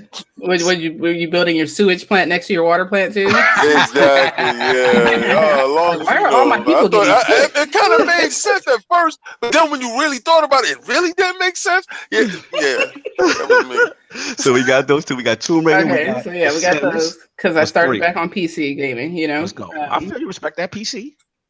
All right, and then I have to go with the Mario franchise. Just because like that's like been with me forever. Facts. Big I know, franchise. Right? Like you just like as a child, getting to the end and trying to make sure you get at the top of that flag to get at yeah. Right? Yeah. Yep. So, that's three. That's three. Two more games that changed your life. Games that changed my life. Yeah. Your personal franchise. We don't care. Judgment free. Okay. Everybody's gonna hate me. Let's go. But I'm gonna go with Destiny. Woo! My God, let's go. No, we got to let you explain. Right. But I guess, I wasn't like I love the acts. I don't know if people can see, but there's notes from Halo in there. There's notes from Star Wars, which is like my favorite movie franchise. People probably don't even see it in there, but it's there. The people who are creating that game love Star Wars. And they listen to people. I'm sorry, continue. They listen to people. I mean, the thing with Activision, I don't quite like because I think that they're just like so money hungry that they mess up our games sometimes, but they're pretty quick to fix it. Yes. So I mean, because I've just put so many hours into Destiny. So why? I need you to explain why is it that Destiny keeps bringing you back? What is it about the hook? What is it about specifically about the game? I got to challenge you a little bit because we get a lot of heat as Destiny lovers, right? Right. So people need to understand, like, what is it about this damn game that you guys keep coming back and keep spending money? Like, what is it about Destiny? There's like such a satisfaction when you get something that's no one else has or that few people have, because you know that when you're in that space where everyone can see you and you have that, sleeper sim or that whisper or whatever hand cannon, and everyone's like, oh, I haven't gotten that, or I haven't been able to beat that. Like, that's why they fell off for the beginning of Destiny 2, because it was too easy. Like, if I don't have to do the raid, why am I going to do the raid? Thank you. Oh, thank you. Right. So there's like a satisfaction that comes with the grind. I mean, the game is not perfect at all in any way, shape, or form. I'm not saying that it is, but it definitely has a satisfaction to it because you grind, you put in work, like, and then you get a prize at the end. So what about that gunplay though? How about that? Oh yeah, it has the best gunplay ever. Woo! That's right. Hands down. I think that's pretty much what brings me back to, is that like the gunplay is just like so awesome. On point. On point. Like just nobody else in the industry has gunplay like that. Like that was one of my biggest pet peeves about the latest Tomb Raider, is that how is it better to shoot with the bow than it is with a damn gun? Like, well, you know what I've noticed, this new trend, and I don't know if it was Tomb Raider that started that trend with the bow. Yeah, but it's like everybody's been capitalizing on that trend with the bow, because now if you don't have a bow in the game, you're not but they got the mechanics down so good with it. I think they slacked off on the actual gunplay, and I always use the bow from now on, like when I'm playing Tomb Raider. So it's like seems so natural. It's like you don't even want to use anything else but the bow, which, I mean, I think you're right. I think that when they did the initial reboot was when everybody started, this bow thing, everybody's liking it, you know? A bow. Yeah. No doubt. That's what's up. And number 5, what's the 5th one? Round out the list. Oh, I was hoping that you forgot. No, we went off. Okay. Let me think. means a lot to Lboogie. Yeah, means a lot to me. Mm-hmm. I don't know. Any system, any time frame, could be recent, could be back in the day. Gotta give me one. Okay, so favorite game of all time has to be Duck Hunt. Duck Hunt, wow, okay. Y'all can, yeah, she did mention it in the beginning. Right? Yeah. It did. So yeah, I wish they would bring that back. Like Nintendo, like you would have me. I would buy all the preferables. Like don't say that to them people. Don't I'm just we saying. Gotta get that Joy-Con Duck Hunt. No, Zelda is not my favorite. I'm so sorry. They're gonna do a mini console with just your light gun and give the light gun games. That's Nintendo way. You gonna get that. So, question about that Duck Hunt, because I heard when you mentioned it before, you said you were playing it on the wall. So you were playing it on a projector? Yeah, like okay. I don't know. I don't remember how my mom did it, but I had one. And playing it on the wall. Yeah, we would have loved to go to your house. Right? Well, every now and then I would get some good shit. I'm feeling Lboogie has great history, great gaming stuff. We'll get into the show. It's been long, but that was fire. Yeah, before Attic leaves. Yeah, before Attic, I know. He leaves. Nah, if Attic didn't leave during the UFC, he's here for staying. So I'm here. It's just I have Odyssey to keep my attention on. Oh my God. I knew he's playing a video game because he's too peaceful right now. Last week's poll results are in, and the people have spoken to the question: with the recent announcement by Sony to allow Fortnite crossplay between multiple platforms, is it fair to now expect Bethesda to include Fallout 76 crossplay based on their previous non-negotiable stance involving crossplay for Elder Scrolls Legends? The winner at 67% of the vote was the yes. Sony has now exposed Bethesda's previous statements and called their bluff group. Coming in at second place at only 26% was the no. Unreasonable expectation for Bethesda based on the time frame of Sony announcement group. And coming in at a shallow third place with only 7% of the vote was I don't care who's playing buggy Bethesda games anyway. Shout out to all the lords who participated in last week's poll. Lboogie, what do you think about the Bethesda Sony thing? Did Sony call their bluff? What did you feel about that whole thing? For me, it still remains to be seen because when it comes out and everybody has crossplay and Sony doesn't, are they going to bend again? Like, are their consumers going to be like, all right, Sony, like, I don't want to have to keep buying shit on your console and on everybody else's console separately. Right. So I don't know. Like, I think Bethesda is pushing forward. I think that it would be great. I'd love to be able to play all my games and have cross progression and all that.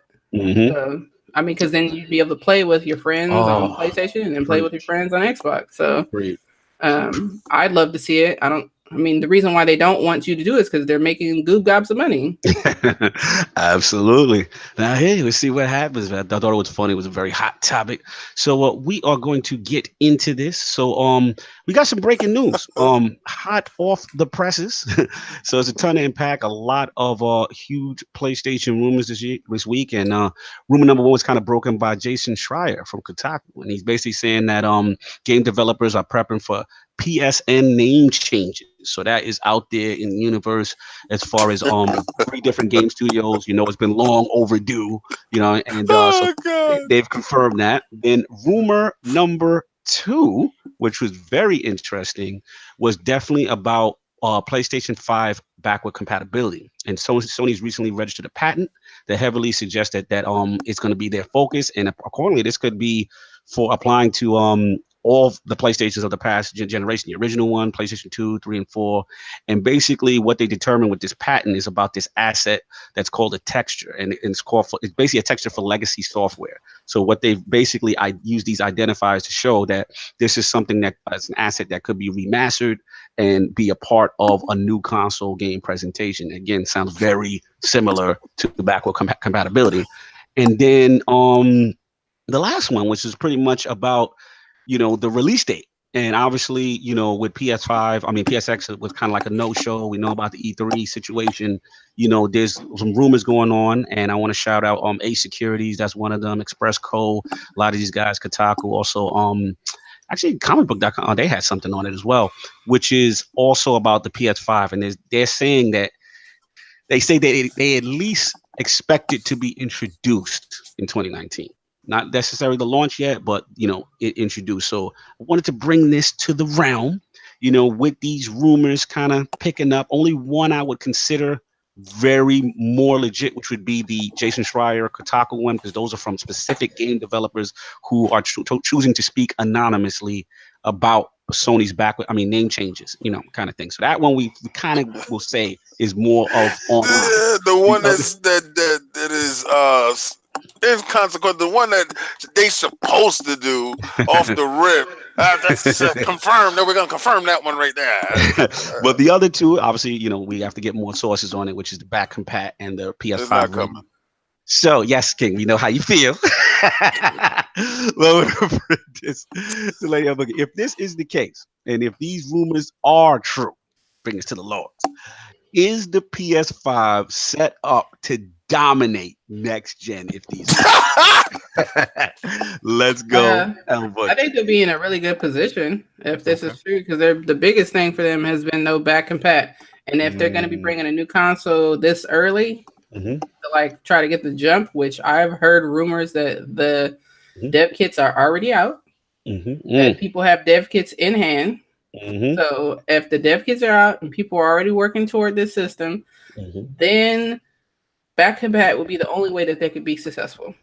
That's a big deal. That's a big deal, right?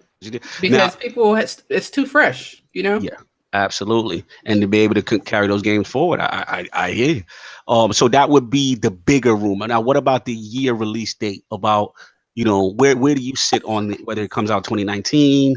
2020, what's your gut telling you? I think they're going to announce it at E3 and release it end of 2019.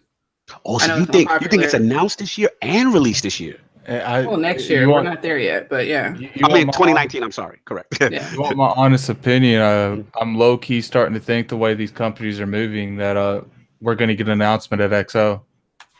Wow. And E3 is going to be dedicated to the next gen games, and that comes out next year. Interesting. Okay, let's bring it all the way around. Lord Solve, I need you on this. 3 rumors: back compat, name changes, and PS5 release date. First of all, I gotta give a big shout out to Sony for always pushing the envelope and being first in line for something. I've never heard of this before. Back compat? What is that? I never heard of that before. Who wants that? Who wants that? Wow. I'm floored by this innovative thing that I've never heard of before. Oh my God, so true. Sarcasm aside, though, like I've been saying it for the longest. I think they need to follow suit with Microsoft in that regard in order to truly be successful next gen. Because the thing about it is, I just think, regardless of how many PlayStation consoles are out there, Microsoft has continued to push the envelope in terms of making the argument that their console is the best, a great buy all the way around with all the services, Game Pass, with everything. It doesn't make sense that they would not go that route. I know where King is coming from. They've never traditionally done stuff like that, because they don't want to be perceived as the guys that follow behind. But there's just certain things it's too much work to create a separate ecosystem for the legacy stuff. It's just too much work. So my thinking is that it's going to happen. Okay. Go ahead. I have a question. With the direction they're taking PlayStation now, do you think they try to use that as their legacy service? That's what they're gonna use. King is ready. But that's the point. Like, they could be using this backwards compatibility to make it where you can download these games on the service and not have to stream them. Well, right. No, but the streaming is not going to be the thing. To me, the downloading thing, the true back compat, I think at some point they have to figure that the downloading stuff is imperative that they're able to do. No, that's not what I'm talking about. It's not going to be research. They could be researching this method so they can make it where they can download these PS3 games, these PS2 games, these PS1 games, and throw them all on PS Now. Absolutely. But I think PS Now as a service is going to be on the console. Whatever the console is still going to be on the console. It may be elsewhere. I would hope that they would, choose that direction, that they would give people that option. But the way they've been acting this generation, I see them like, look, like we got a PS5 for the PS5 titles, and you can subscribe to this PlayStation Now for such and such amount a month, and you can play all the rest. Now, let me ask you this, because Lord Sam Tober's in the chat. He said PS5 in 2019. Why would they release their next gen console before Last of Us Part 2, Ghost of Tsushima, and Death Stranding release? They did the same thing for the PS3 to PS4. Yeah, so I mean, we said before that a lot of these games are probably cross-gen games. You'll see 2 versions of these games. Right. And another thing is, if they really want to be super bold, and it holds true that these consoles are coming next year, imagine a launch lineup with that. Like, if you really want to put the nail in Microsoft's coffin, like if you really want to come hard and don't care about spreading out these releases over the course of 2019 and 2020, you just drop all of that and then and say what now? Let that throw the chest out. Yeah, it's funny. It's funny. All the PlayStation fanboys is like, yes, yeah. And I'm like, go ahead, King. Bro, no. I'm the wet blanket right now for you. I'm putting your campfire out. I'm Jason Voorhees. I'm in the bushes. I'm chasing you down. It ain't gonna happen. It's over. You're not getting out of here. It's over. It's a horror movie, and guess what happens? There's no backup pack. Ain't gonna happen. Now, if you want to play our stuff, and this is a business, right? They're winning without doing it. Microsoft is doing it, and they're losing. So they're looking and saying, that's not a good idea. And we don't have to waste money doing that. They recently registered a patent. There's a lot of patents that get registered. There's a ton of patents that get registered that never come to fruition. It's not coming. But what they do have is this nice. That it's not. Because I'm just want to hear that. They have a service. They have a service, and that service they have invested so much in PlayStation Now. Just like Lord Addict said, that makes sense. Like for them to download it to the system. Yeah, you say, you know what I like about Game Pass? Let's copy that. Let's download it to our system too. Makes sense. I think that's smart. For how many times the system does go offline, so you can actually play some games that you're paying for the month. I feel that. Do that. That makes sense. Like I said, I would think that. I mean, at the end of the day, like these are big corporations that they do this research and development long before, like whatever they're doing on the PS5, it's been in research for a while. Right. So that's what a lot of people forget about when it comes to games. Some of these games, they're like, well, why didn't they put this trend in there or this trend? Because this development cycle started 3 years ago. Right. So, I think that if I were to bet, I would say that they would. But at the end of the day, it's like, they're making these moves with PS Now. They've kept that service alive. I really wouldn't be surprised if they're like, look, the PS5, you have access to all these games. But if you want to play our older library, we can give you this service where you can pay a certain amount of dollars, or maybe they'll restructure PS Now and you can play these. I don't think that's the best move for them. I think that would hurt them a lot, but I wouldn't be surprised that they did it. Right. So are you saying that? But you're saying the service wouldn't be playable on the PS5? No, it would be. It would be. I never said it would be. I'm asking. I'm saying. He's asking. It's going to be on the PS5. I'm saying that if you want to play PS4, PS3, PS2, and PS1 games, they're going to be like, you could subscribe to PlayStation Now and play those games. Yeah, it's there. Okay, continue, King. I want you to finish your point. No, I mean, me and Attic is in total agreement. Meaning it's not back compatible like Xbox. Like if you own the game already, you'll be able to play. Heck no. Like I see them using this backwards compatibility, and I hope that they're doing it, because I honestly think if they choose that direction, that they don't need true, native backwards compatibility on the PS5. They're going to get murdered by just the marketing team alone by Microsoft. Right. Like imagine marketing. It's like play Xbox 2, whatever it is, and play 4 generations of games. Like that's hard to market against. I would think that they would do it. They would set the backwards compatibility. They have been, reversing a lot of things here lately. They've been saying like the crossplay. Exactly. So, like I said, I would expect them to do it, but at the end of the day, like if I think that they care more about this service called PlayStation Now than they do backwards compatibility natively on the PS5. We are 100% in agreement. They tried their native crap and it didn't work out for them. Everybody's keeps citing this they just bend the knee. They bend the knee to the biggest dude in the game. The biggest dude in the game made them bend the knee, honestly. But they've never bent before, King. They've never bent. They were very staunch on not bending the knee and they never went up against the dude to smack him like that. like what it really do, like when you really get smacked. You ever got smacked so hard your ear started ringing? They got smacked and that ear was ringing and they was like, yeah, exactly what he said. Y'all could play over there too. So nobody else is doing that. And I pretty much can tell you, look at all the future games that come out. There's not going to be no cross-play. And these dudes really don't care. They don't care about it. Like, the PlayStation dudes is like, we're fine over here. The hell with y'all. Right? So, and it's just like that.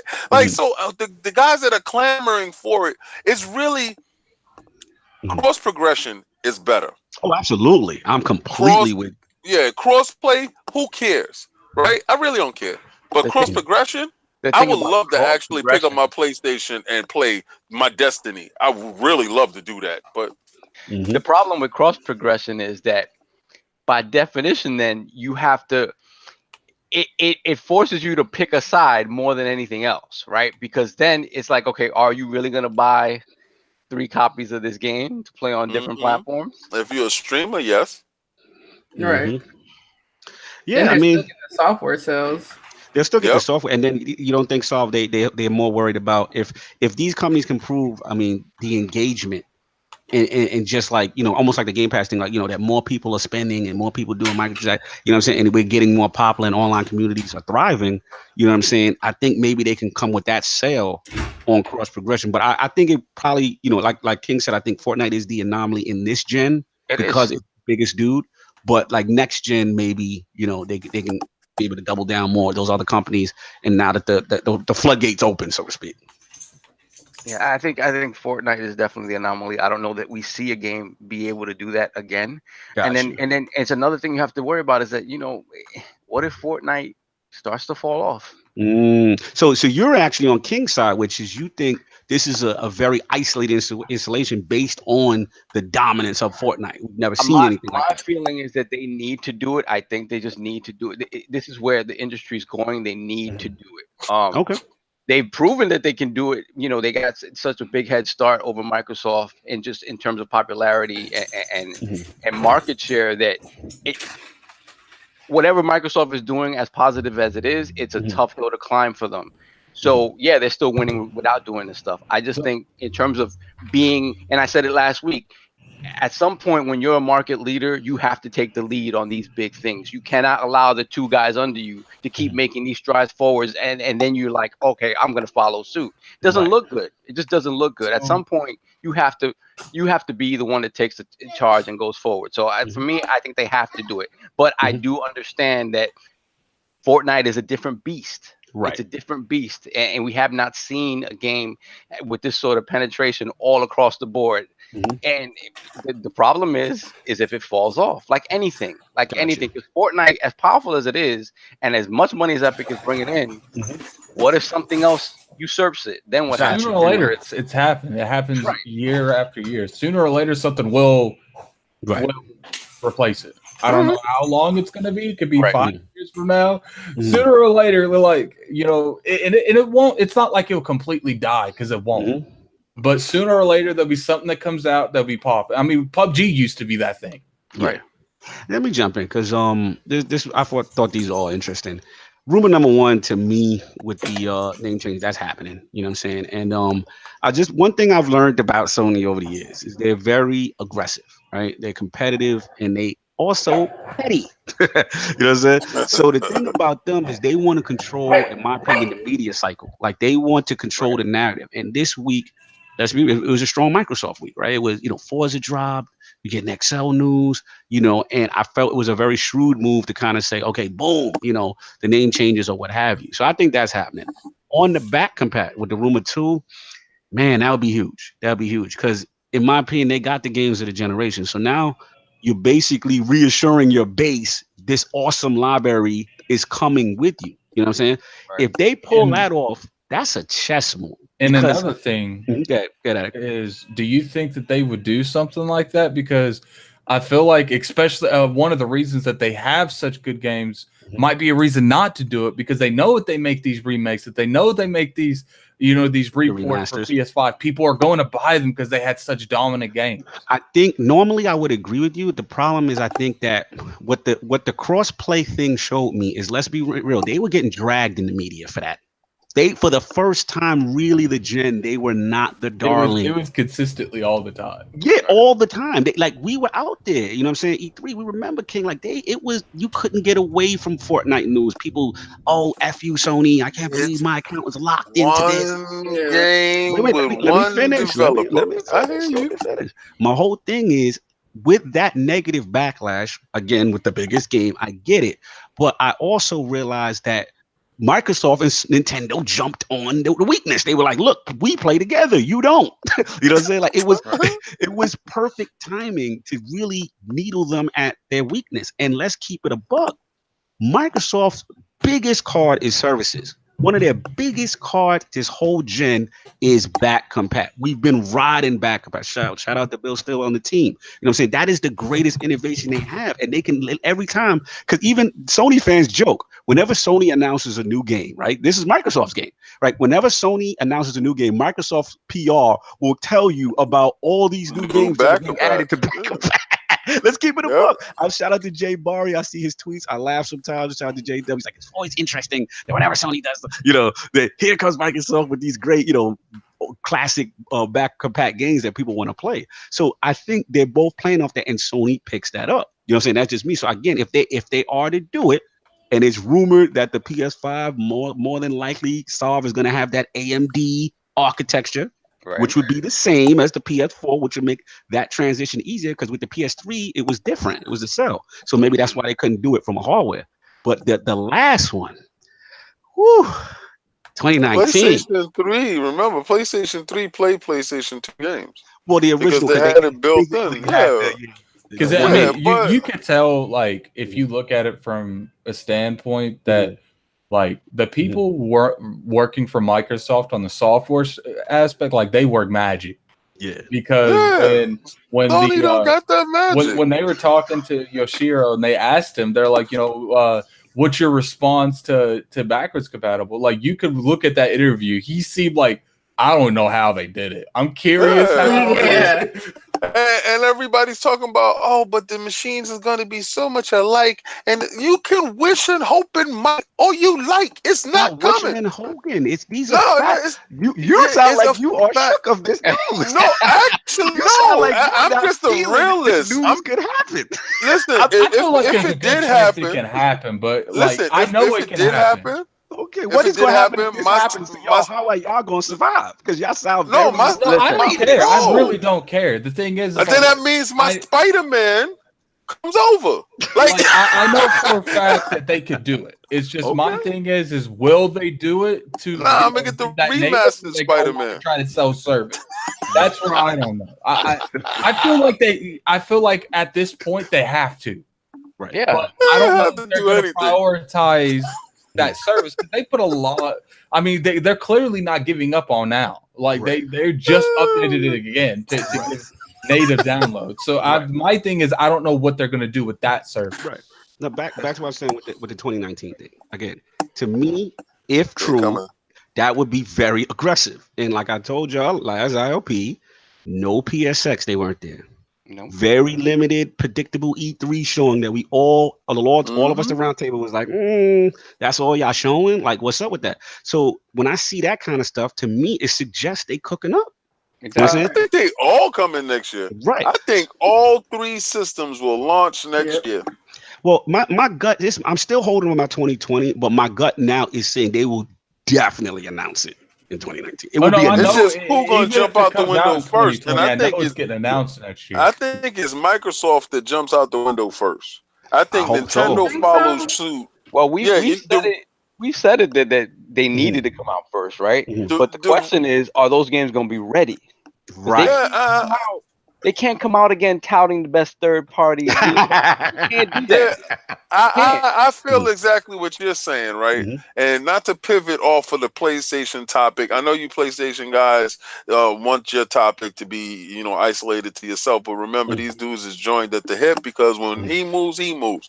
Yeah. But I honestly feel that this is how the dominoes will fall. Nintendo has noticed that a lot of these major third-party games aren't on their system, and as much growth as they've shown from going from the Wii U to the Switch, they would love to extend that reach into the third-party realm. All right, because they have fell back to old Nintendo where the first party games is pushing the system, the third party games is lacking. Now they're getting some games on it as third party that's making us go, wow, I can't believe that's on the Switch. You understand? But they want that to be more commonplace instead of more like a red herring. Microsoft knows that they can't let Sony come to the market first. Right. They have been pushing these two system thing. One is a hardware system, and you have the stream system. So they're trying to get you with the cheaper price and get you, because they already did this thing right now. If you didn't know, it's $24. You can go get yourself an Xbox One X and have it right now and be part of that pay every month plan. You've been doing it with your cell phones and everything. I don't know why you ain't doing it there, but they're ready for that. I've noticed, just like y'all just said, Sony has scaled back. They mailed in E3. Yeah. They cut off the PlayStation X. Straight up. So they're going full steam ahead. They want to extend their dominance, and I'm pretty sure that they got the memos like Microsoft is coming next year. Mikey Barrow said these words, and Phil said the same exact words to me, verbatim. Don't mix next year. It's going to be epic. Both of them said the same thing. Now, coming off of E3, that the dominance, I don't care what y'all say. Anybody can sit there and say, Ghost of Tsushima. Go away with that. The dominance of Microsoft at E3 was evident. They said, okay. Sony said, okay. Y'all want to play that game? I don't really think that back-compat stuff is going to happen. They're going to push the power of the system. Where Microsoft might be hampered with the fact that they're going to tell you, oh, you can play all your games, and we want everybody to come inside. Sony don't give a hell about that. We're going to show you the power from the rip. If you want to play them old games, we got this thing called PlayStation Now. You can get in the bushes and get in it. Go ahead, play that. But our games from the rip is going to show the dominance of the system. Yeah, they can probably be equally as powerful, but Sony will not be hamstrung by the old generation. They're going to show the dominance. You just alluded to my last point, which was basically the whole 2019 thing. And I'm with you on a lot of points, King, because at the end of the day, if they are to drop in 2018, this is just my personal opinion, I think that's a huge problem for Microsoft because you can't allow them first to the market. You have to be the same at the market. That's just my opinion based on how last gen. Lboogie, I got to get you in. Like, I was going to say, you don't think that they're going to be ready for 2019? You don't think Microsoft also has their dev kits out? Absolutely. I'm not saying that Microsoft's not foreshadowing what Sony's doing. I think they learned a valuable lesson. They learned the power narrative with the X. They learned a lot of things. I'm with you, L. I just feel like they have to. I guess my concern with Microsoft is this: if they are forced to come out in 2019, and if Sony's ready, what would Microsoft launch with? That's my concern because we know everything's cooking up, right? We know the Infinity Gauntlet. We got all that coming. I'm just worried. Like, what would you think they could come with? Like, tell me, like, what's your opinion if it is 2019 on the Microsoft side? I think that they're going to come out with Fable, just because I think the game was already in development, so they're not starting totally from scratch. So they're taking you got Playground Games, which everyone knows this is. Who's making this game? And they're done with Horizon now. They're done with Horizon. So you figure they have a full year to work on a game that was probably more than half finished. to make changes, to critique it, and polish it, and get it out. I think that they're on their. Hold on, they're on their factory mode right now. Hold on 1 second. On factory mode right now. That they're trying to pump them out. I think that the normal cycle that we saw, they're probably trying to take games that are already like fashion and then just polish them or change them slightly. The forward compatibility model, which is kind of like could be upscaled for the next gen console, the Scarlet, so to speak. Right, because you know that like most people don't know, but like God of War is so different because God of War was not God of War at first. Right. God of War was a different game, and then they were like, man, we can just make this God of War and it'll have the clout of God of War and will sell better. So many times people come up with video games that are very similar to old games, and then they make those slight adjustments and push them out. Okay. So go ahead. I just want to jump into chat because the chat going in on us.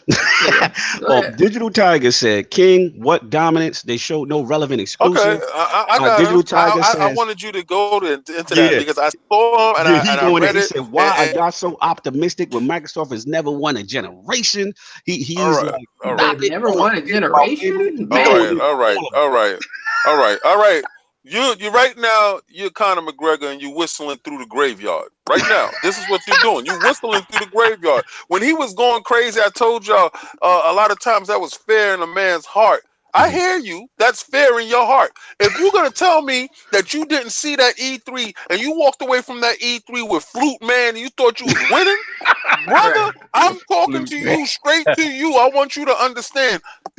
You don't know what dominance is then for the E3. I was there. You viewed it on your TV or on your phone or however you consumed it. I was there. I consumed it there. Then I saw the Sony show and said, what is going on? But I also walked away from E3 and said, game of the show was this little guy. I told you that. But I told you setting up. Microsoft told you we're coming and we're carrying a big stick. Pause. And they're not playing. They're buying studios. Now those games that were coming, they're gonna release that system with the bacon, egg, and cheese thing that they always do. All right, it's coming. Bacon, egg, and cheese is coming. All right, Halo Forza game. The bacon, egg, and cheese is coming. You're gonna get Gears, the new Gears.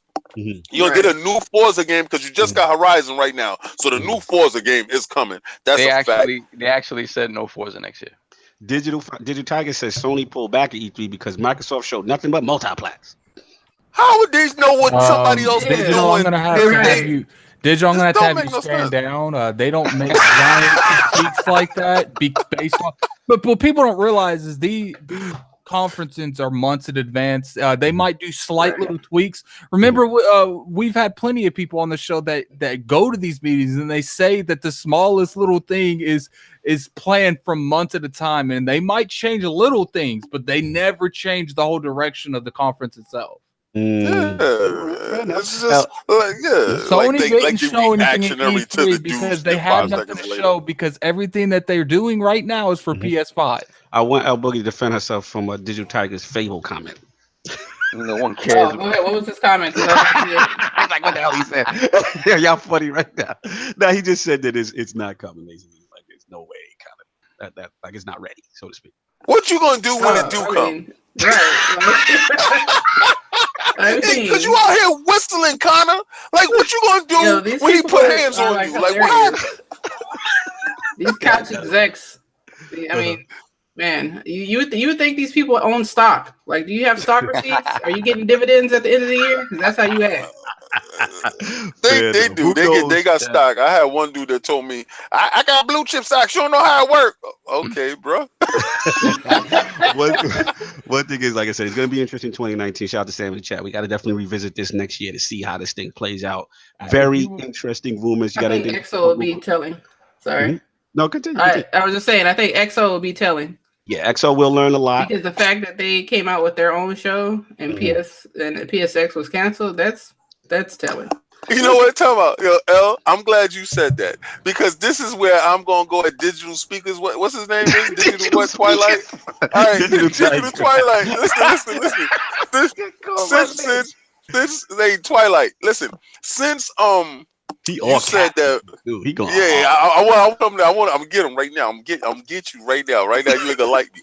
Right, because you knew. So what I got to do is I got to introduce you to what's gonna happen to you. Right, check it out. Right, so you sitting there telling me that there was no dominance at the E3 show, right? Mm-hmm. I'm gonna show you something. Dominance was so big that your peoples canceled their show. Look, at the end of the day, I think it's a good chance that they launch next year. I don't think they're coming with Fable. I think Fable's a 2020 game. And I think they're coming next year with this fully remodded Halo. Yeah, Gears. It's going to be interesting to see. And that's part of the reason that kind of makes me think it's going to be a 2020. But I've had conversations with a bunch of people like this has been a thing. What? Is it early 2020 or is it late 2020? It's gonna be late.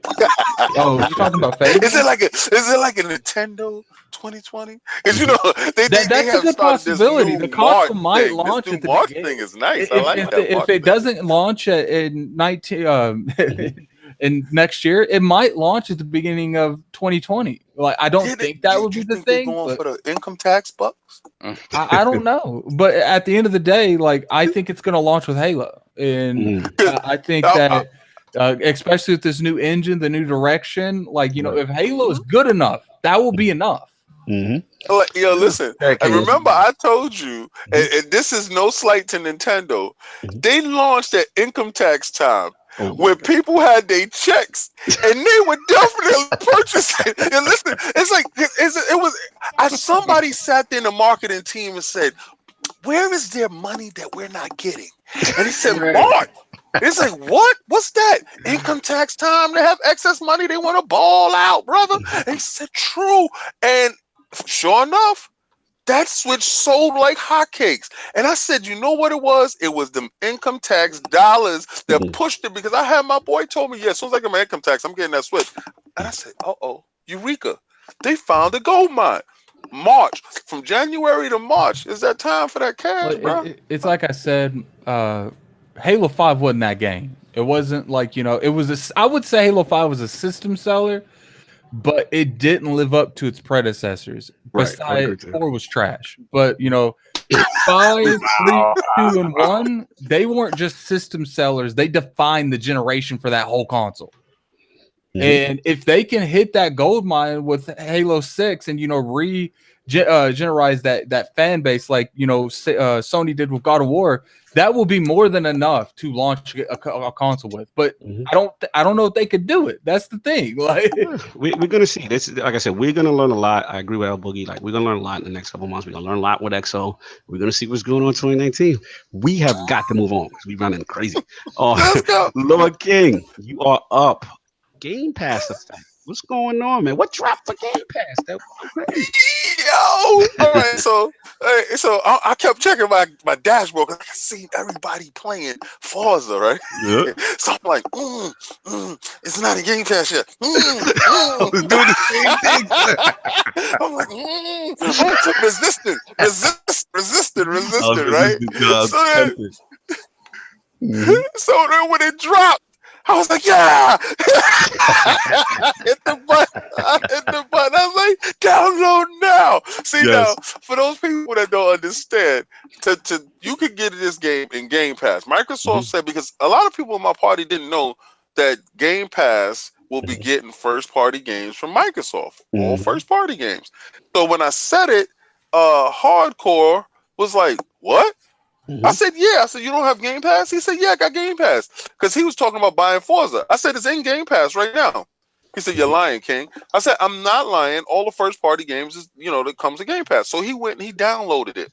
Now, when I say the Game Pass effect is all these Sony dudes were quiet as hell when that game came out. And they said, is it free for Game Pass? and they looked at their peoples and was like, because they were playing the game. Yeah. And they looked and said, I don't see Sony doing nothing like that. And PlayStation now, they ain't dropping no Spider-Man in there. And they really thought they was gonna get like some bare bones, some old crumbs and stickets game. No, this game rocks. Yeah, and we got a it validates. It validates Game Pass. Big time. So big time. The fact that I'm saying is, now that this AAA title has launched in there, because every game that launched in Game Pass, they have always said something, or it didn't have enough content, or it was this, it was broken, and it was they had to fix this. This game is solid all the way around the boards. This is the first title that can stand on its own merits in the store retail or in Game Pass. Now, the effect is, what does Sony do now, and what does these Game Pass do? Does it subscription shoot through the roof because of this? What is the effect of this game launching in Game Pass? This real good solid title. Absolutely. What happens now? This is huge. I do want to point out real quick because I'm looking. I actually have the most popular games on Game Pass right now. Forza's 1, Rocket League's 2, Sea of Thieves is 3, Fallout 4 is 4, and Wolfenstein is 5, followed by the Master Chief Collection and Halo 5. So, like, considering Forza just came out, obviously it would be 1. I'm kind of curious. Like, Sea of Thieves is still 3. I think a lot of people don't realize that these games actually do well on this service. You know how I know Game Pass is doing something? What's up? I was at my friend's house and she runs a daycare. And, you know, I was sitting there and one of her daycare mom comes in and she brought her son's Xbox because he was going to play that. And she was like, well, what do I do with it? She's like, oh, no, it's fine. Just hook it up. He's got Game Pass. He'll have all he has to play. And when I heard that, I was like, wow, this because I didn't really think it was doing like that. And I was thinking to myself, this thing's really selling. It got people I don't even know have this stuff. It's great for kids. It's great for parents that have kids. I share my Game Pass with my daughter. What game? Oh, you like that game? Download it. It's fine. It's free. Go ahead. That's dope. Yeah, I want to first shout out to people in the chat. Shout out to Lady, bro. Red in for me in the chat. It's good to see you. Shout out to Gaming Forte. What's up, bro? That's what's up. But yeah, Lboogie, like, what do you feel like? Like, you feel like you know, is this tremendous value, or like, and to King's point, how do you feel about Forza Horizon in it? Because like King said, like prior to this, you know, you had this State of Decay, you had the Sea of Thieves, and for whatever, you know, for different issues, people took issues with certain aspects of those games. So do you feel like Forza Horizon is like that first legitimate feel Game Pass game, like AAA quality kind of? Oh yeah, because Forza is like, bar none, I don't care what any PlayStation guy has to say, Forza is the epitome of what racing should be on a console. Like, they have the best metrics, the best cars, the best graphics, the best everything. Everyone had to bow down and agree. I got flack for saying, oh my God, Forza is like actually having a good review. Like an Xbox game is having a good review. I do want to point out, Red Infamy did say in the service, Microsoft needed a service because their games were not selling like in the past. Yeah. Game Pass is a great value to adopt more. I don't think it's because, you know, whatever their games were or were not selling. I think the reason Game Pass exists is because EA Access exists. I think when they saw the kind of, because a lot of people don't realize this, Microsoft has access to all the traffic that EA Access is getting. Yeah. So when they saw those numbers, they're like, they went to the drawing table like, we got to do something to adopt this. I'm gonna give you something a little bit deeper, and I had this little epiphany the other night when I was just sitting there by myself, and is it that Microsoft, because you know they have their spies, their network is very vast. Same thing with Sony. I don't ever discredit these companies with doing their due diligence on what the competition is doing. And we all know from Sovereign speaking this into existence that these streaming systems from Amazon and from Google are actually at the precipice of being launched, right? So you said that these systems is on the horizon, and Microsoft said, okay, we know that they're coming. There's nothing that we can do to stop these dudes from coming through this door. But what can we do to secure when this wave hits? Because you know that Amazon will be streaming. pull from this direction. How we gonna set up these traps to ambush stuff? Google will be streaming. How can we set up a system that has all our games encompassed in it, and we can already build a base? Because like Showtime and HBO would have built a base before Netflix and Hulu got in here. You understand? They wouldn't have got overrun in the manner that they're getting overrun. So, do you think that Game Pass is a preemptive move to not just Sony, but to Google and to Amazon? It's all of that, because I think what the primary lesson that Microsoft has learned since 2013 is that you cannot pigeonhole people into telling them what they want. You have to give people choice. And so what they realize is, okay, how do we get back market share? How do we get people to like us again? Well, we give them the platform that offers them the most amount of choice as to how they consume their games. And that's what they're doing. So it's preemptive all across the board, because it's an answer to everything, right? They have their own streaming thing coming, right?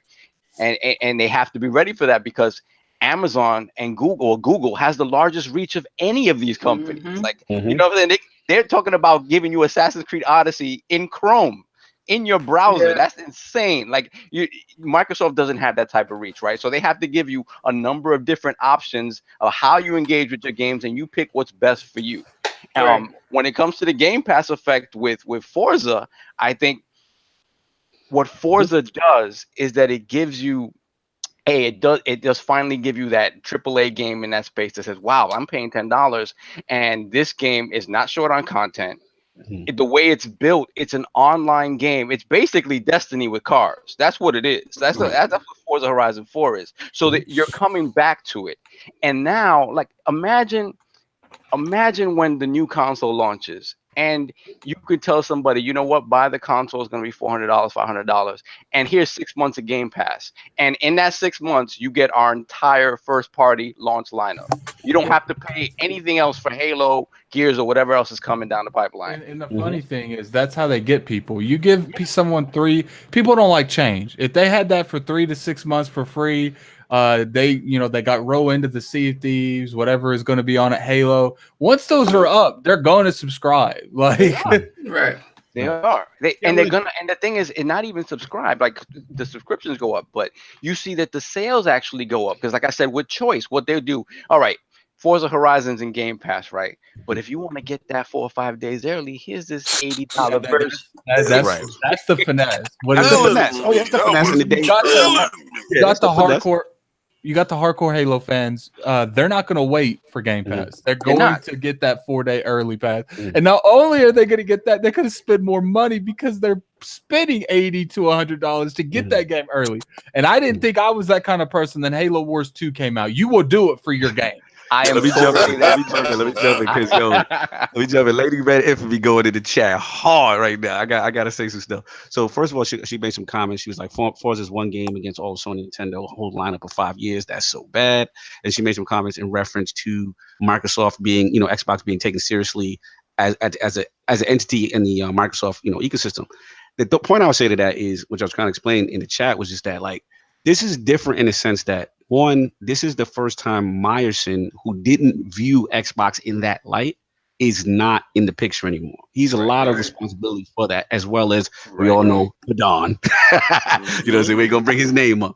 But now that Phil is actually at the table and appointed by Satya, that's a huge culture shift. You know what I'm saying? And you've seen it with the acquisition of the studios and stuff. I'm not disagreeing with you as far as what they've done this gen and how many great games. I'm with you on that, right? I'm with you. But all I'm saying is, there's definitely a culture change. And as far as the Game Pass specifically, all I want to say is that I do agree with Lboogie in the sense that this is the first, in my opinion, like super high quality, not much flaws, that I'm like, wow, I just really got this game low key, not for free, but it feels that way, right? Because normally, you felt like it was a finesse, right? Yeah, I felt like I was finessing, because I'm with you, King. Like, when that first week dropped and all the early adopters get it early, and I'm looking at my Game Pass app like, yo, what's up? Where I thought day and date. Where's the day and date at? Like, I want to play with everybody. You didn't pay that bread. You didn't put that bread down. I know. She said Xbox needs talent also, and they've been doing that. They've actually been poaching people from the competition. Oh, I love it. I mean, and I understand that argument because again, they haven't. They need the games need to be there. Period. And new games need to be there. It can't be just Halo, Gears, and Forza. It can't just be. They have to be there. You know what? At the end of the day, they're letting but like they know that too, though. It's not. They're letting a first-party studio make another game. That's unheard of. They're letting Playground make another game. They bought Ninja Theory. It's looking like there's a lot of rumor that they're buying it Obsidian. Like they are making these progressions to fix what needs to be fixed. Yeah. Now, a lot of people they're not understanding. All right, Microsoft is the same building complex, right? That was run, and let's say that the pipes weren't getting done and the stairs weren't getting done and the hallways weren't being clean and the elevators were shoddy, and then new management came in. New management came in, kept the same building and said, oh, this is a dope building. All we got to do is just fix up these things. All right. So the people that believed in the project decided to work. So now they had to go out and purchase the contractors to do the work. Contracting work don't get done in one day. They went and purchased studios. Those games will take time. All right. So you will see that this building will look better. The elevators will run finer. The hallways will be cleaner. The steam will work.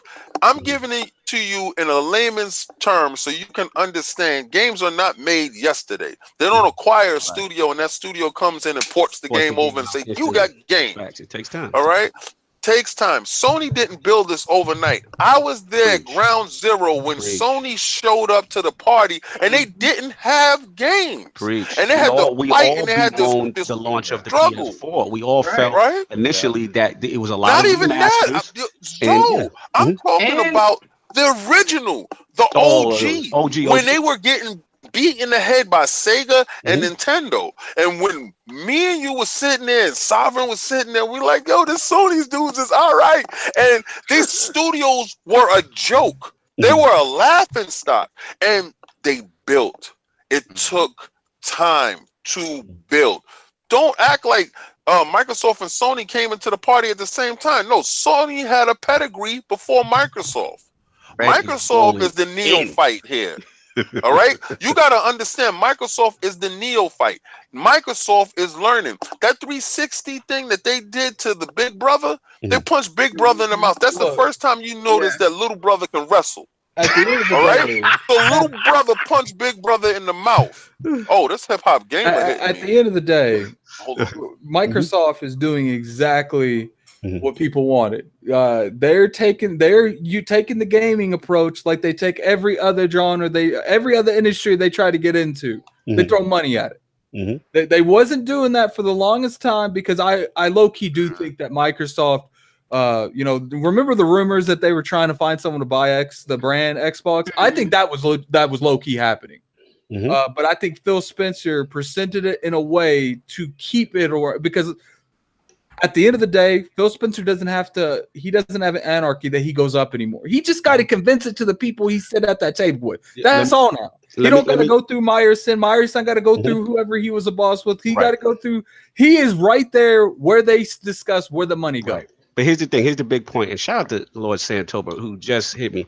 He's making a great point. I think we're all missing is that as much as people say what they want about Game Pass, we have to admit from a financial standpoint, it's been a success. You know what I'm saying? Both Sea of Thieves and State of Decay were on the MPD. And from what we're hearing right now, from this article from GameIndustry.buzz, it's already confirmed that Forza Horizon 4 has already hit the number 3 sales spot in Europe, the Middle East, and Australia. And that's by September 30th. So, and this is no Game Pass numbers. So at the end of the day, that is generating the growth. That's generating the sales. The service is working. Whether you feel there's quality games or, overall how you feel about Microsoft the generation, that's one thing. But we cannot understate the success of this service for them. And Forza Horizon is, in theory, their crowning jewel on the service. And that's things we can't lose track of. So shout out to Santover. Hit me with that. That's fantastic news. I didn't even realize he was doing that. I get where these people are coming from. I'm getting tired of saying, we have to wait. Because in all sense, we've been saying that for 4 years. Oh, absolutely. But at the end of the day, like, I got a PlayStation and a Switch. Like, I don't be just sitting around on Xbox all day. Like, That's the part that kills me. Most people have multiple platforms. You know what I really play Xbox with? I play a lot of my multiplats. It's my Destiny machine. That's all this thing is. Like, and I enjoy it for that because I have my friends on Xbox. Like when PlayStation drops something, I played Spider-Man for 2 days straight. People be acting like people have to it's like they have a life contract and they have to write it with blood. And if they go on that's what Lboogie said. Lboogie said the same thing. You know what I think is because most people are broke and can't afford nothing but one console. I didn't say it. El said it. So then they gotta justify their purchase. Preach it. You've nailed. I've always said that. I feel a lot of this console war stuff, to be completely honest, you just nailed it. It comes down to financial responsibility, and they go to the store and say, which one should I get? And you make that singular choice. Now, when you make that singular choice, you gotta justify it. Yeah, you gotta justify it. You lying in bed with that, you rolling in it. Not all of the gamers are like us, where it's like, you know what? If something's good on another platform, we gotta get that. Right. You know what I'm saying? Some people are like, nah, but I already, spent this money in this ecosystem, and that game sucks, and it's this whole emotional thing to justify a singular platform purchase. And I completely agree with you. And what's funny is that all these people that I see critiquing Xbox, they don't even have an Xbox. It just blows my mind. It's like, oh, that game sucks. Like, because you're watching it on Twitch with horrible quality. I see people critique. Like, literally, people will go on there, go on Metacritic score. They'll pop up, State of Decay. I will say Sea Thieves isn't for me. I'm not going to call it trash. It's not for me. But they'll pop up State of Decay, Sea of 69. Demon trash, and not even try, not even boot it up. My bad. They don't even try any of that. And I'm just like, look, at the end of the day, State of Decay might not be for you, but a lot of people take Metacritic. They take this console war thing way too far. Yeah. It's like if you go on Twitter, shout out to Kratos. It's trash. It's like everyone that like that, they right there with them. It's like, you know how I know it's bad? When I can't say I didn't like the boss fights in Spider-Man and I get destroyed on Twitter. Right. I can't even make a critique when I played it. When most of these people that have commented on this tweet haven't even played the game. But I can't make a critique because I'm an Xbox. It's like, dude, I play more games than most of these people critiquing me. It's viewed as hating, Addict. Nowadays when you have an opinion and it's not in line with the majority, it's viewed as hating. It's viewed as just salty. It's viewed as something else other than you just having an opinion on something that doesn't jive your way. Like, if you don't like something or have critique about something, it's fine. It's okay. Funny, it's not the end of the world. We're not all gonna like everything. People attack every aspect of Xbox. It's like equivalent of me attacking PS Now. It's like, oh, they let you download the PS4 and PS2 games. Why not the PS3 games? Like it's like Game Pass. Like, why can't we just say it's a good service? Why do we always have to find little things to anchor it down? Why can't we? Okay, that's a good move on Microsoft. Why does it always have to be so they can publish trash games? Like, why does it always have to be because they can't sell games? Why does it always have to be because they have mediocre games that don't work? It's like, it blows my mind when a game like Forza Horizon comes out. I'll give you State of Decay and Sea Thieves had low Metacritic scores. That has nothing to do with what was put on Game Pass. That is a review aspect from multiple people in the industry averaged together. That has nothing to do with the product. Here we go. Here we go. I like that. What do my shirt say? Can y'all hear me? I like that. Can y'all hear me? Are you saying you're hold up, hip hop? Are you saying you're the real king? He's a fraud? Yeah, we can hear you, bro. What's going on, yo, first off, I love y'all. You know what it is. You gotta get that out the way. I love y'all. I miss y'all. What's going on? Love you, bro. You already know. Much appreciated coming through. I know you about to drop some balls with all this Microsoft talk. B. Because I'm looking at. Don't put the camera on me right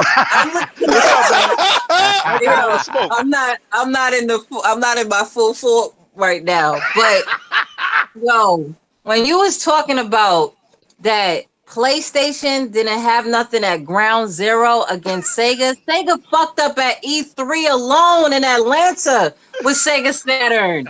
Like, are you serious? You guys talking about Sega? I'm gonna add to that. I'm playing this. Yo, check it out. I'm gonna add to that, right? First off, the first 2 months of what PlayStation came out had a nice launch setup. So I have no idea what you're talking about. Son, from PlayStation 1, rebuttal, when you came, finish. Like when you came, they came with you had Siphon Filter, Ridge Racer, Wipeout, Metal Gear Style. OG PlayStation. Oh my bad. That was the first PlayStation out the gate. What we're gonna do is we're gonna get into that, because being that you wanted to ambush me, and I like the shirt that you just put on, but I want you to see what this shirt look like. Now I want you to understand. You understand what's really happening right here, right? You know you're going against the mouth, right? So I can get you right now. Now what I'm gonna do is I'm gonna get you right now. I didn't want to get you right here. You know, I'm going against the mouth. Pause. I don't want to know what your mouth do, bro. Listen. I'm gonna start it off. I'm gonna do it like you. I'm gonna start it off with, you know, I love you.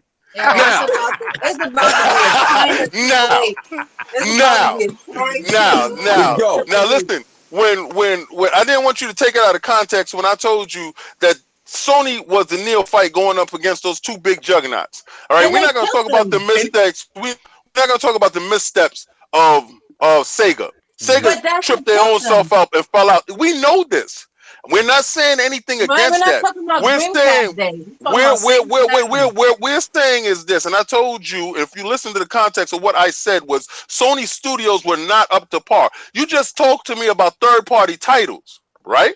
You just talked to me about Ridge Racer. Ridge Racer was made by Namco, right? What I'm explaining to you is, at that point in time, Sega and Nintendo had a giant pedigree. Their giant pedigree, you couldn't put nothing Sony came up with against a Mario. You understand? But now Sony has titles that can actually hang. You know? Sony actually has titles that can actually stand the test of time. God of War and these games actually show that they have built studios that can fortify against any attacks coming their way. But in the beginning, it was not so. But they killed them. Let me ask you a question. Hold up. Let me ask you a question. Because I'm gonna make it even worse for you. Because the fact that you came out with the whole first party this, first party that. Because Siphon Filter wasn't there. Hold up. Name one generation that Microsoft ever beat Sony globally worldwide. Ever.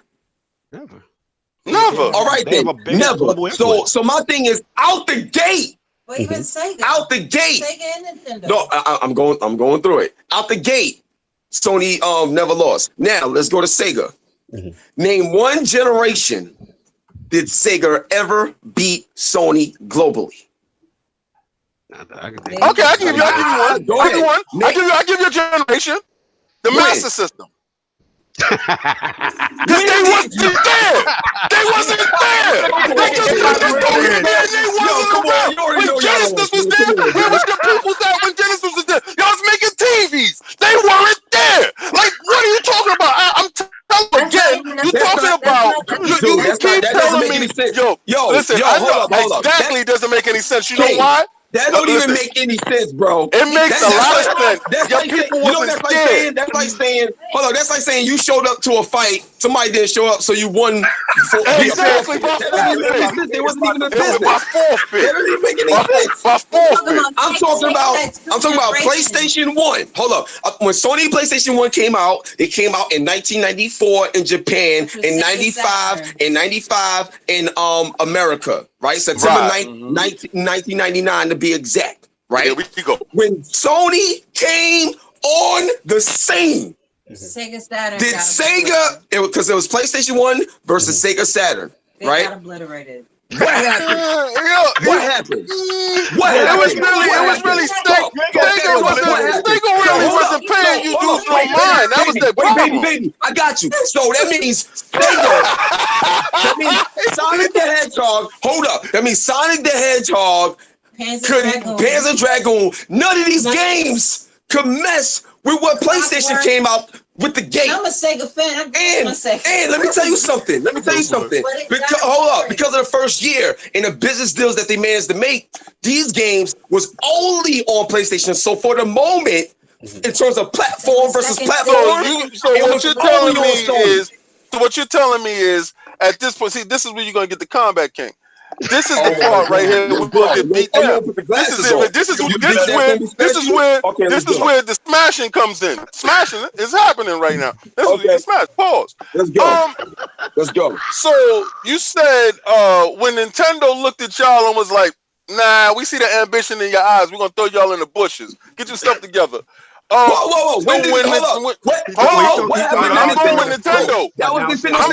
Nintendo. See, because you don't put this stuff. Hold up. When PlayStation 1 was out, Nintendo 64 they came out. It was Nintendo 64, Sega Saturn, and PlayStation.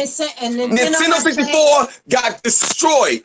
It got destroyed, right? It got destroyed. Nintendo didn't work with Sony. Exactly. Sony even worse. Nintendo tried to shit on Sony, and Sony was like, "What?" And Sony came with those bars and destroyed Nintendo 64. Sony was supposed to come out on stage. Wait a second. Wait. Why are you turning it into whatever? Yo, stop doing your Sony narrative crap. Stop turning it. Your studios were trash. Your studios were straight garbage. Like it was straight garbage. Like listen, and I'm gonna tell you. Listen, let me tell you why. I want you to be honest. I want you to stop this. I want you to stop this. I want you to stop this. I want you to be honest, and I want you to stop it right now. I want you to be honest. Let's go. Those studios, those first games, those studios when they came out. Was they as strong as those same studios now, today? No, they just started. That's none of those That's studios. The conversation. Time out. That's nobody. No. Listen. That's the conversation.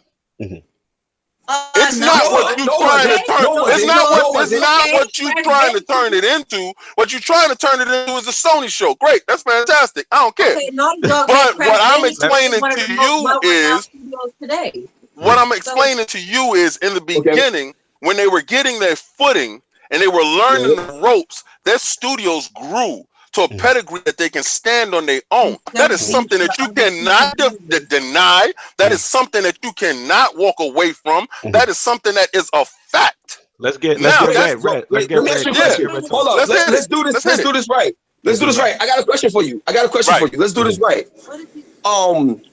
The first big exclusive. Now listen to me. The first big exclusive that came from like a Sony studio that ended up on PlayStation was Polyphony Digital's Gran Turismo. Right. When Gran Turismo came out, it was labeled as the best racing game out there. And not only that, they had Ridge Racer. Not only did they have Ridge Racer, even though that was a third party, it was only there. So my point is, what you're trying to say, correct me if I'm wrong, what you're trying to say is you're focusing solely on Sony Studios games that they made. Is that what you're saying? When they was building their infrastructure, yes. Okay, so my thing is to you. When Sony came out with their games, Polyphony Digital, they set it off with they set it off with Grand Theft Auto. I'm sorry, they set it off with Gran Turismo. Then Naughty Dog came along, and that was Crash Bandicoot. So if you want to talk about Sony in their studios, the things that they was doing during the first era of PlayStation is what led them to the victory. And so out the gate, they didn't even acquire Naughty Dog yet. Until later on. So out the gate, if you want to talk about out the gate, Sony was coming out with hits that set them up during the PlayStation 1 era that gave them the victory over 64 and Sega Saturn that led into the PS2, which led into the PS3. So you're saying the studios when they launched they had a pedigree and they was that strong. Yes, over time. Yes. And think about it. Okay, let's be honest. You're adding over time. I'm just asking you a yes or no question. Yes. So people going to the store. All right. So a parent going to the store. You a parent. Let's say you're a parent going to the store, and you know Nintendo, and these new dudes show up and they have Crash Bandicoot and they have Mario. As you a parent, understanding that this established franchise is there, your son has both systems, right? Right. What are you going to go with? The tried and true or the something that you don't know about? Look what this. No, well, at first, of course, you're going to go with what you know. Everybody goes with what they know. There we go. That's my whole thing. But just because you go with what you know doesn't mean it's better. That's the difference. For example, I didn't say that. Hold up. Never said that. Yeah. So my point is, we're talking about what actually took place in the actual verdict. I'm not talking about what ifs. 9 times out of 10, you ask anybody that question, they're gonna go with what they know. Sony had a lot of missteps in their first party games. A lot of missteps. What missteps? Tell me the missteps. What was that whack ass game? Which one? Where you was the knight with the skull head. Medieval was garbage, you stupid. Yo, it was hot trash. What about Jumping Jack Flash? What about Jumping Flash? I like Jack Flash. Jumping Jack Flash the movie. This dude said Jumping Jack Flash the movie. What about Jumping Jack Flash? They do that in the bushes too, right? That's in the bushes with Medieval, right? I like Jumping Flash. Yeah. You and the other 5 people that brought it. Hold on. Don't go into sales, bro. Don't go into sales because you will lose every time. I want to ask Red a question because do not go into sales in the chat in reference to the whole Microsoft Studios and the whole Game Pass thing, with the generation, and she made some points in reference. I love Game Pass. That's dope. Like all we're saying, Red, is we're just talking about, because you made some good points in reference to them not having the great games initially, and that Microsoft wasn't really taking Xbox serious. And the only point I was trying to say, which is in reference to the whole Satya Nadella and bringing Phil to the table, and a lot of those decisions were Terry Myerson. A lot of those decisions were Don Milford. So it's like, for us to expect it, we know they're getting killed in the gen, and as far as the quality game, it's not even a comparison. We know this, but we're just trying to say that what's going on now with Game Pass and to have a quality exclusive like a Forza Horizon 4, that's pretty huge. No, I mean, what nothing I'm saying, which I was saying was wrong. What I was saying is that the need for, like someone has said, well, Nintendo, and why isn't Sony and Nintendo doing anything of that nature? And I was saying, well, their backs is not against the wall. Got you. Okay, I see where you're going. You don't need to come up with some type of solution or situation in order to stay relevant. Right, because they're the market leader. Well, I actually have something to say to that then. If I was going to say something too. They didn't care about, Game Pass, about EA Access. Why is Sony making all the PS4 and PS2 games natively downloaded? I mean, apparently they do feel some kind of heat from that service because it wasn't a heat. That was a decision that was already put in place. Okay, so then how do you? All right, so that's a good point. But how do you explain then them also acquiescing on crossplay, which is something they had a staunch stance? First of all, last gen, Sony wanted to do crossplay with Microsoft and Nintendo systems and PC. Talking about now. We ain't talking about them. We are talking about now, but in order to know about now, you need to know about what happened from before. Right, you're talking about the Final Fantasy, right? Yeah, a Final Fantasy and other games as well that they wanted to do as multi-plat.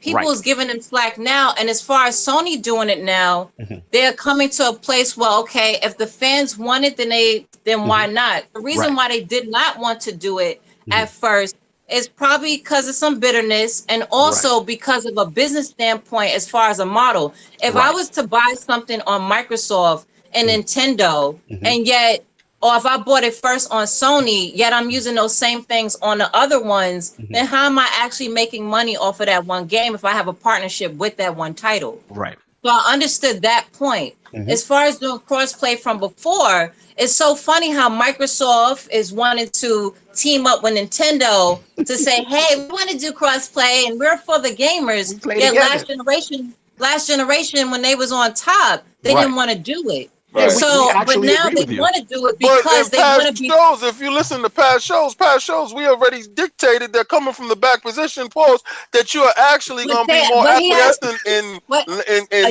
you cut me off. I wasn't. Yeah. I didn't go through your archive of last shows. He's asking me a question now. He's asking me on why I'm saying what I'm saying. So I'm answering on what I'm saying and why. So I only can answer what is being asked now. I don't know about from the last show. My bad. No, it's all good. But other than that, that's what I'm talking about as far as the position that Microsoft is in. I'm glad that they're at least trying to do something to stay relevant and stay up to par. As far as the talent that they're acquiring, that talent is not enough that they have. So to me, the only top talent that they got right now is Playground and Ninja Theory right now that can make something happen.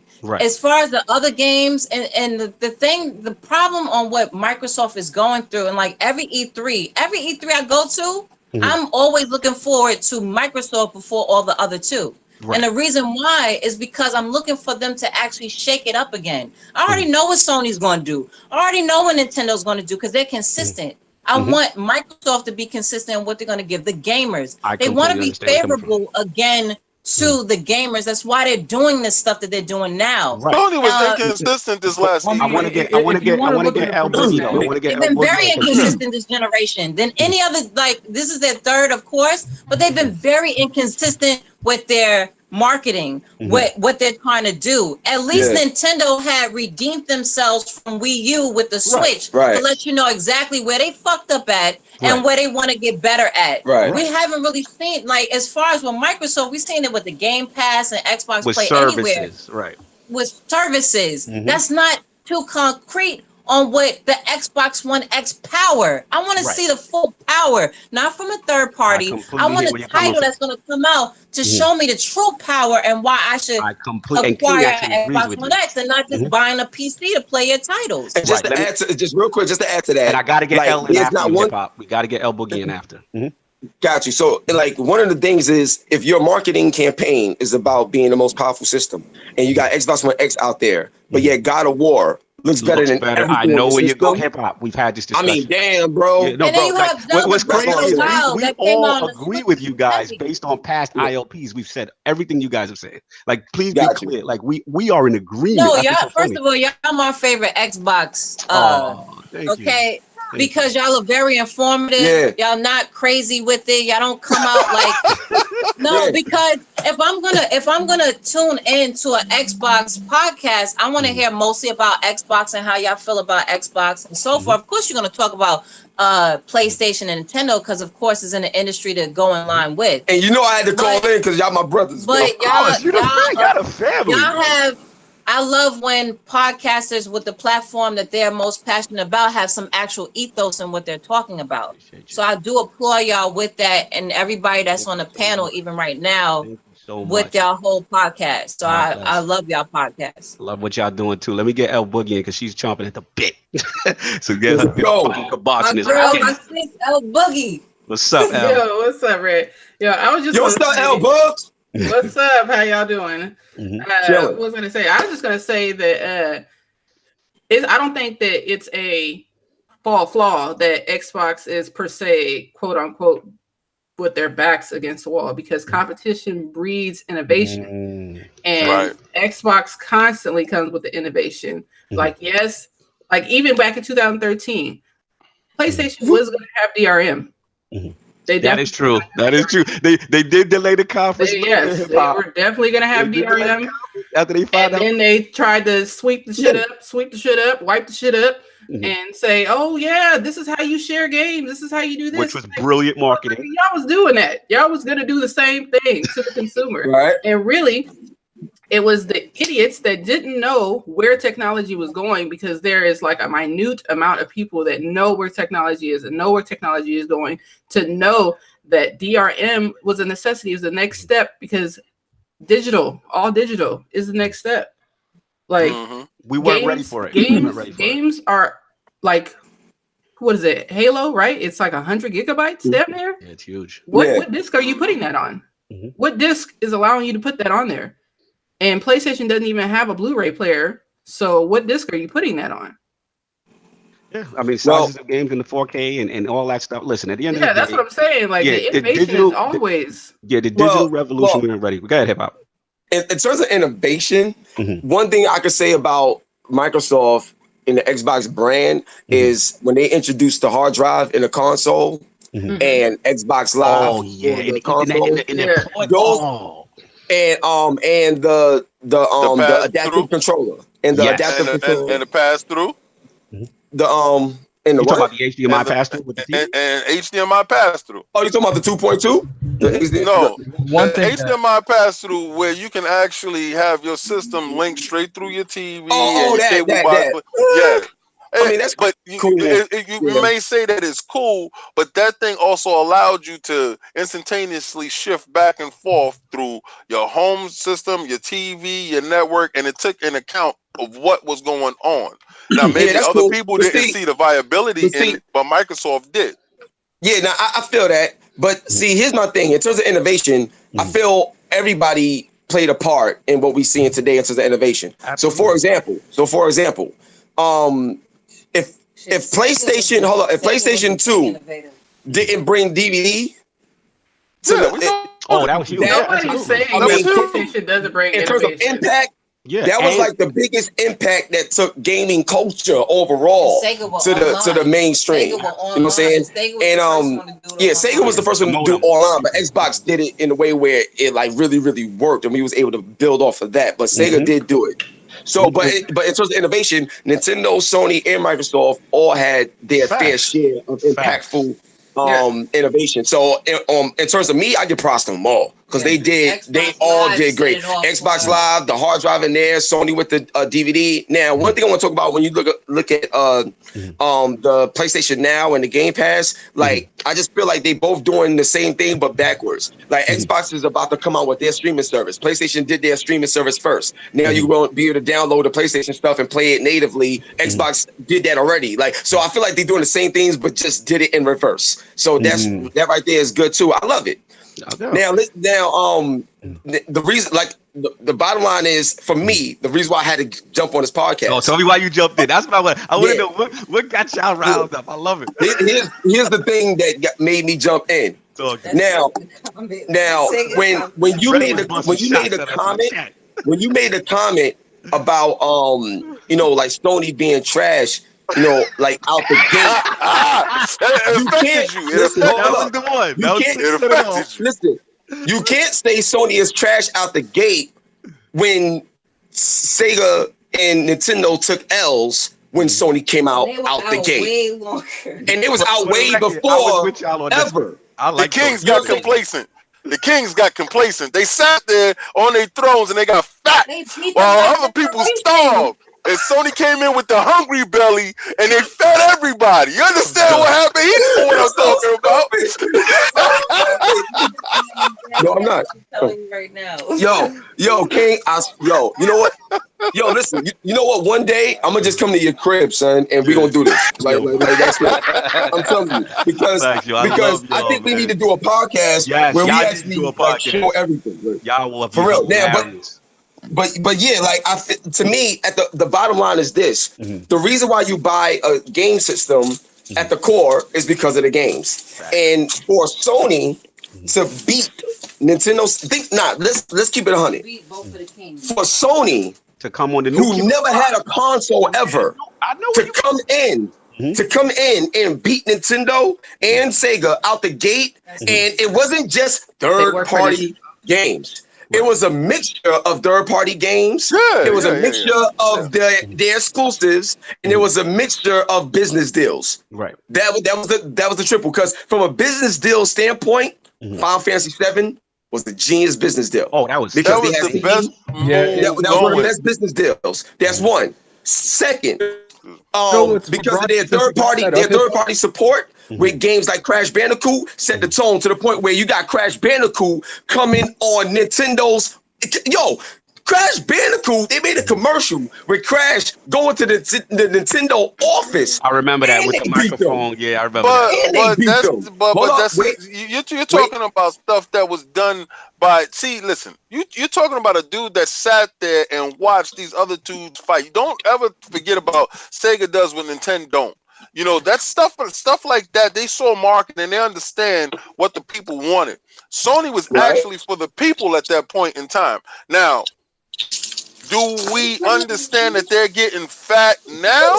They're getting fat now? They what? What? Do you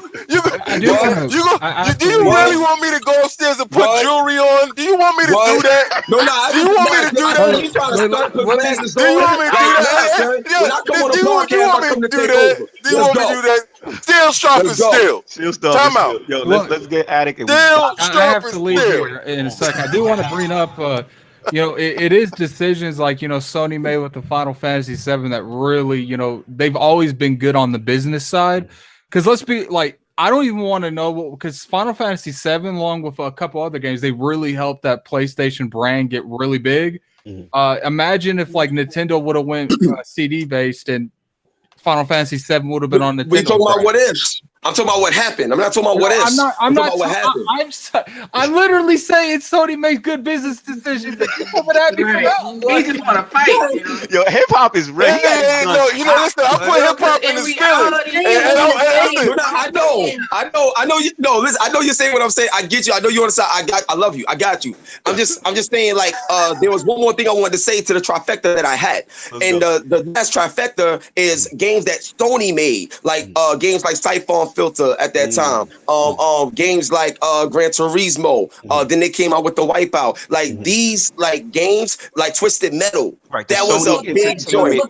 So 360, like what PlayStation did in motion is what the 360 had in motion. They just wasn't consistent with keeping those second and third party titles on their platform over all the rest of them. Right. All right. So we got a little bit off track by sitting here with the Sony fanboyism. All right, we're gonna jump back off of the fanboyism.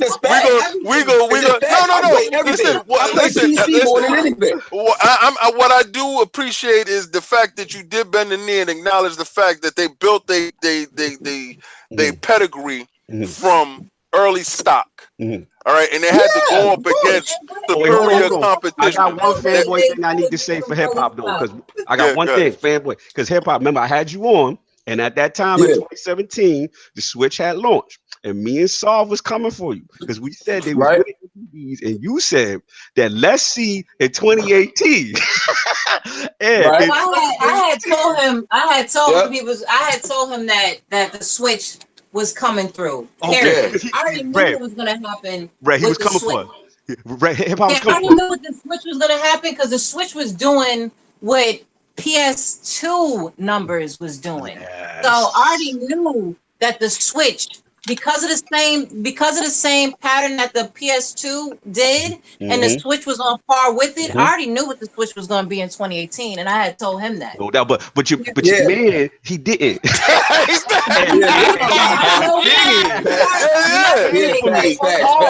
got the footage. But my thing is, I did want the reason why I wanted to.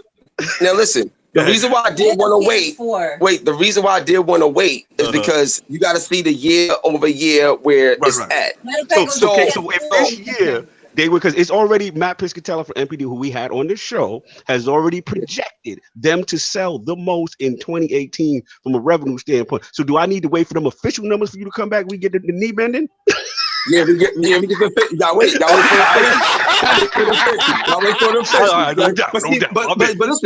But listen, hear me out though. Hear me out. It's very important because a lot of times out the gate, and that's for anything, people could get like real hype because of the moment. Absolutely. So just from a professional standpoint, you have to really analyze what's really happening. And that's why I showed you the PS4. Yeah, like how the PS4, how the PS4 was on the rise. Yeah. And what it did, those numbers from year one. Then seeing the Switch do the same thing, I'm like, yo, the Switch is gonna be crazy by 2018. Yeah, and it happened. Yeah, like Switch is crazy, but my thing is like I said, consistency. Yeah, and they coming out with they doing their thing. What I'm saying is like I like to see from year over year, right, and see what it is, because that's the way you can measure the behavior of the consumer. Right. And how they feel it. Because think about it, you can feel somebody one day, then next year you ain't feeling them, and then it go back. Like you got to see how that goes. So to me, I still want to see that. But Switch is doing their thing. Y'all was right. Switch is doing their thing. I think it's rotary, but that's just my opinion. I hate to cut. I would talk to y'all all day. First of all, thank y'all so much for coming through and just listening to us. Like that is so much love. I got so much hip hop. You gotta hit me because me and you supposed to be doing stuff, and you know that already. And I hit you. Red, I gotta get you on too. I hit you, and you ain't hit me back. You said what? Red, I gotta get you on for sure. I loved you to chat. You absolutely I really appreciate what you're doing out here. For sure. Thank you. I mean, I appreciate y'all for what y'all doing. Always love to give, support. If y'all need help on anything, just let me know. Oh, definitely. Hip hop. The only one that can help us is us. No doubt. I don't know if you heard that show when I saluted you that morning. You was on Street Soldiers. You was on Street Soldiers. All right. Much love, man. Man. You understand? Like, and I know you made the move over to that space over there from the other space to the next space. I do appreciate everything that you're doing. I told you that 100%. You know what I'm saying? And I'm there. You know that already. Facts, yo. You know what I would like to do? I would like to do. I think it'll be real cool. I got to figure out how I want to do it. But one of these days, I want to do a Iron Lords podcast live in front of an audience. Let's do it. So we can do whatever you want. So my thing is, I know we was trying is everybody in New York when I told you to come over to the compound. New York except Attic. Everyone's in New York except Attic. Attic, we may have to Skype you in, or you may have to fly in. But my thing is, I think it'll be really cool because out in New York, I got the space to do it. Like we could probably do it at Venom Media, which is Gary V's space, and he has the Twitch and everything set up. So we could probably go live stream because, for example, we gonna talk. We'll talk about it. We'll talk about it. But I think it'll be really, really dope to include, y'all in that, because the awareness would be huge. Like that's one thing. We'll talk about it. We'll talk about it. Yeah, we'll talk about it. But I really think that'd be really good because y'all have a great podcast. Y'all got great chemistry, and you can tell it come from a real place of love when y'all talking with one another. It doesn't feel all awkward or nothing. I appreciate y'all. I love it. I love you. I love y'all. All day, man. Hip hop. So look, I'm about to roll out. Y'all continue doing y'all thing. But son, we lit. No doubt. Much appreciated. Peace out. Salute. Oh, that was dope. We got the hottest cameo in the business right now. Much love, Lady Lboogie. I appreciate you dealing with all our craziness. Oh, yeah, I know. I showed up and it just went left. Listen, it's all love, and it came from a place of love. And like I said, it's just great to see. I'm just gonna, Saul, I'm gonna talk to you. We might have to dead the last two if it's cool, because we way over. I'm just gonna announce obviously Switch 2.0. And obviously they're talking about a possible revision, and basically what I feel about it, and so basically what we know is just that it may include the hardware improvements, a more efficient battery, thinner device, higher quality LCD screen. So apparently it is definitely coming by Wall Street Journal in 2019, and also Solve, you were talking about. Let's combine our topic. You were talking about Rocksteady game, right? Yeah. So I mean, real quick on the Switch thing, I think those are the improvements we're getting. I don't think it's going to be a more powerful machine. I really don't. I don't. Nintendo doesn't care about what we want. Right. So I think it's going to be a more efficient machine, smaller, maybe better screen, all that stuff. But none of that other stuff that we're looking for. And the Rocksteady, you think that's the dockless one? Probably. Yeah. They probably improved the dock in some way, shape, or form. And in terms of the Rocksteady stuff, so there was a rumor that came out of Reddit and Resetera, which then got sort of published by PlayStation Lifestyle. That's where I saw it. So basically, the rumor is that Rocksteady's next game is actually another game in the Arkhamverse, as opposed to a rumored Justice League game or maybe a Superman title. There was even some talk this past week when the footage of that Harry Potter game came out that might be their game. And it turns out it's not. It's probably Avalanche Software's game. The guys who used to work at Disney Infinity. So the rumor is that there's going to be a new Arkham game coming from Rocksteady. And just I want to know what you guys feel about that, because to be honest, I love Arkham Asylum. I liked the improvements that they made in Arkham City. I was a little disappointed with Arkham Knight. I wasn't a fan of the tank stuff. It felt like it wasn't enough of a leap. And from what I'm seeing as bullet points of what could be, again, this is all rumor and speculation, the bullet points of what the improvements to this game are, and it doesn't feel to me that it's enough. When you see we see games like Spider-Man out there, when you see Red Dead coming down the pipeline, when you see what Assassin's Creed is doing, there's been a redefinition of an open world action game. So let me go real quick with the bullet points on what this game is. So it's supposed to be coming out 2019. It's coming out. It's targeting this gen in terms of consoles. It's going to be it's basically going to be all of Gotham City. So as opposed to kind of more closed-in environments with Arkham City, Arkham Asylum, and all stuff where you didn't have civilians around. Apparently, the city will be bustling. So you'll be able to do side content like you would like in a Spider-Man game, like robberies and stuff like that, which is something that they hadn't done before. They only focused on, Batman and the Bat family sort of messing with like goons and stuff like that. So the world is supposed to be living and breathing. You're supposed to be able to play as multiple members of the Bat family, as opposed to just Batman. It's supposed to be co-op gameplay, which they didn't detail what they're going to be doing with that. Apparently, the villains in the game will be the Court of Owls. If you don't know the Court of Owls, they were introduced during the New 52. They're basically an Illuminati type organization that sort of holds power in Gotham City. So that would be an interesting story to take. And basically, the bullet points also include all the stuff that people were not happy with the last game. Like they're gonna basically Batmobile is just gonna be transportation only. Every character can be using free roam. The Batcave is gonna be sort of your center for like upgrades and all stuff like that. And the big thing is gonna be the multiplayer. You'll be able to play in co-op. You'll be able to do co-op takedown moves, co-op stealth stuff. So I want to know what you guys feel about this. If this is something that you want, would you have preferred them to do something else in the DC universe? And is this enough, considering like the games that I mentioned before and the improvements they made to the open world formula? Is that enough? All right, Lboogie, I need you to the double question. So Switch Revision 2.0 and this Batman new game supposedly. Are you interested?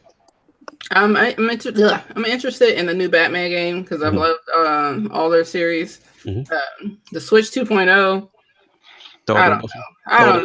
Throw it in the bushes. Like I'm just putting this out just to like combat people from emulating your games. Literally, that's like the reason. Like, there's no real upgrade. This is what people are gonna buy it. I'm sure. Like, oh my god. I feel you. Yeah, I don't ask like that. King, what your feeling on it?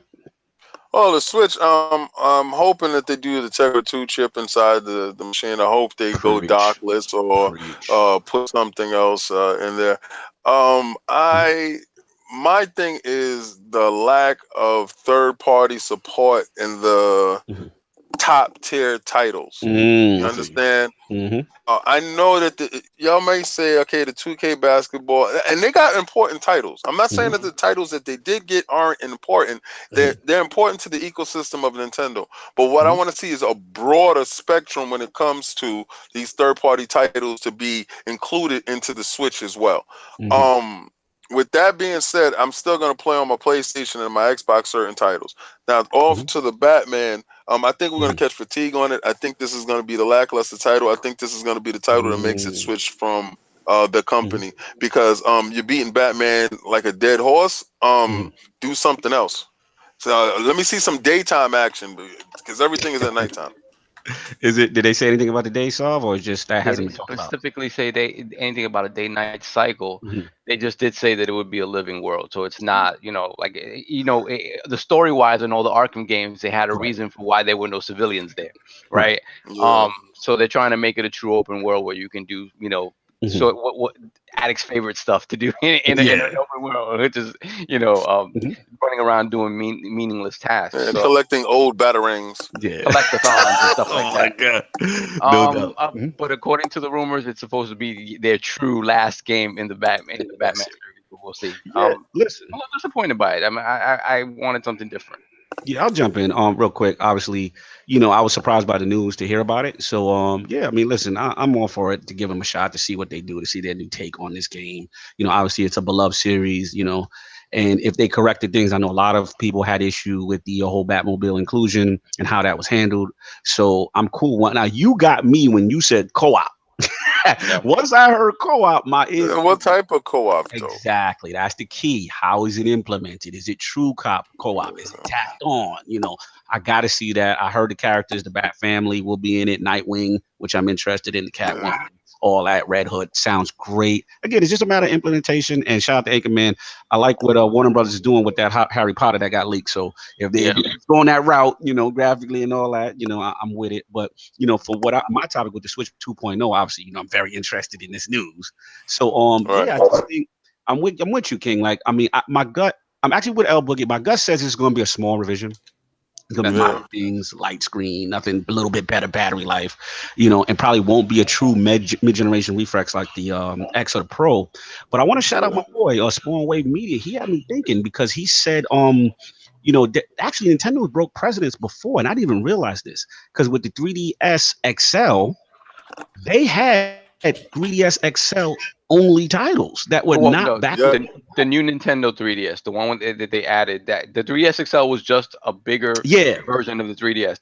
The new Nintendo 3DS is the one that added the extra horsepower. Exactly. So that actually surprised me. And we know Grandpa beat to his own drum, but I thought, I thought that's kind of ballsy to do even something like that, to leave kind of the past generation. That's a huge platform for them.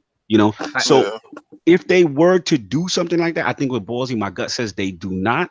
But I would love to see a customized version of the Tegra 2. You know what I mean? And it, similar there. And for Kai, like, don't have us some Bluetooth. And damn it, put that app on the system. Put that voice chat app in the system. That's all I demand. I don't even care if it's not even a revision. If it's the same Switch, put the voice chat in the system. Now they have to add something to it to give it that ability to do these things. I know y'all keep saying that it has the ability to do these things. I think it hampers something when those things are enabled. Yeah, I would think if you have it running on the system, something's slowing down. That's for sure. Yeah, shout out to Chief Tommy. Better screen battery. Won't be able to hack it with a pay-per-click OG Switch. Continue throwing the bushes. Boss move. The real question: will it come with a power cable? Jay Fonzarelli. Reggie says no voice chat. Y'all be trolling me, man, but I love you. My thing is that they never no voice chat. They did break precedence with the new 3DS XL and making that, and they weren't necessarily successful with that. There were only 2 games, which was the Dynasty Warriors Zelda game and the Xenoblade game. That was it. So if they usually don't do power revisions in the first revision of something, right? Like cosmetic stuff. Yeah, we crazy. So listen. I'm not confident. No doubt. It's 2 o'clock. 2 o'clock is over. Right. New poll with the recent review rumors of the PS5 launching in 2019 and having PS4 and possibly having PS4 backward compatibility. How important is the timing of the release date for the Xbox Scarlet console? The choices are: A, Xbox should only release Scarlet when quality games are ready. B, if PS5 releases first, there is no chance Xbox can make a realistic comeback. C, Xbox must match PS5 release or launch first. Or D, I don't care. No one wants that smoke with the Switch Pro in 2019. That is the question. Those are the choices. Please rock the ILP vote when it goes up on Twitter tomorrow. Lady Lboogie. Absolute pleasure to have you. Thank you for having me. A little bit of a hijack. I apologize. But it is 3 hours later. Yes, it is 3 hours later. I am so sorry we had to. No, you're good. It was fun.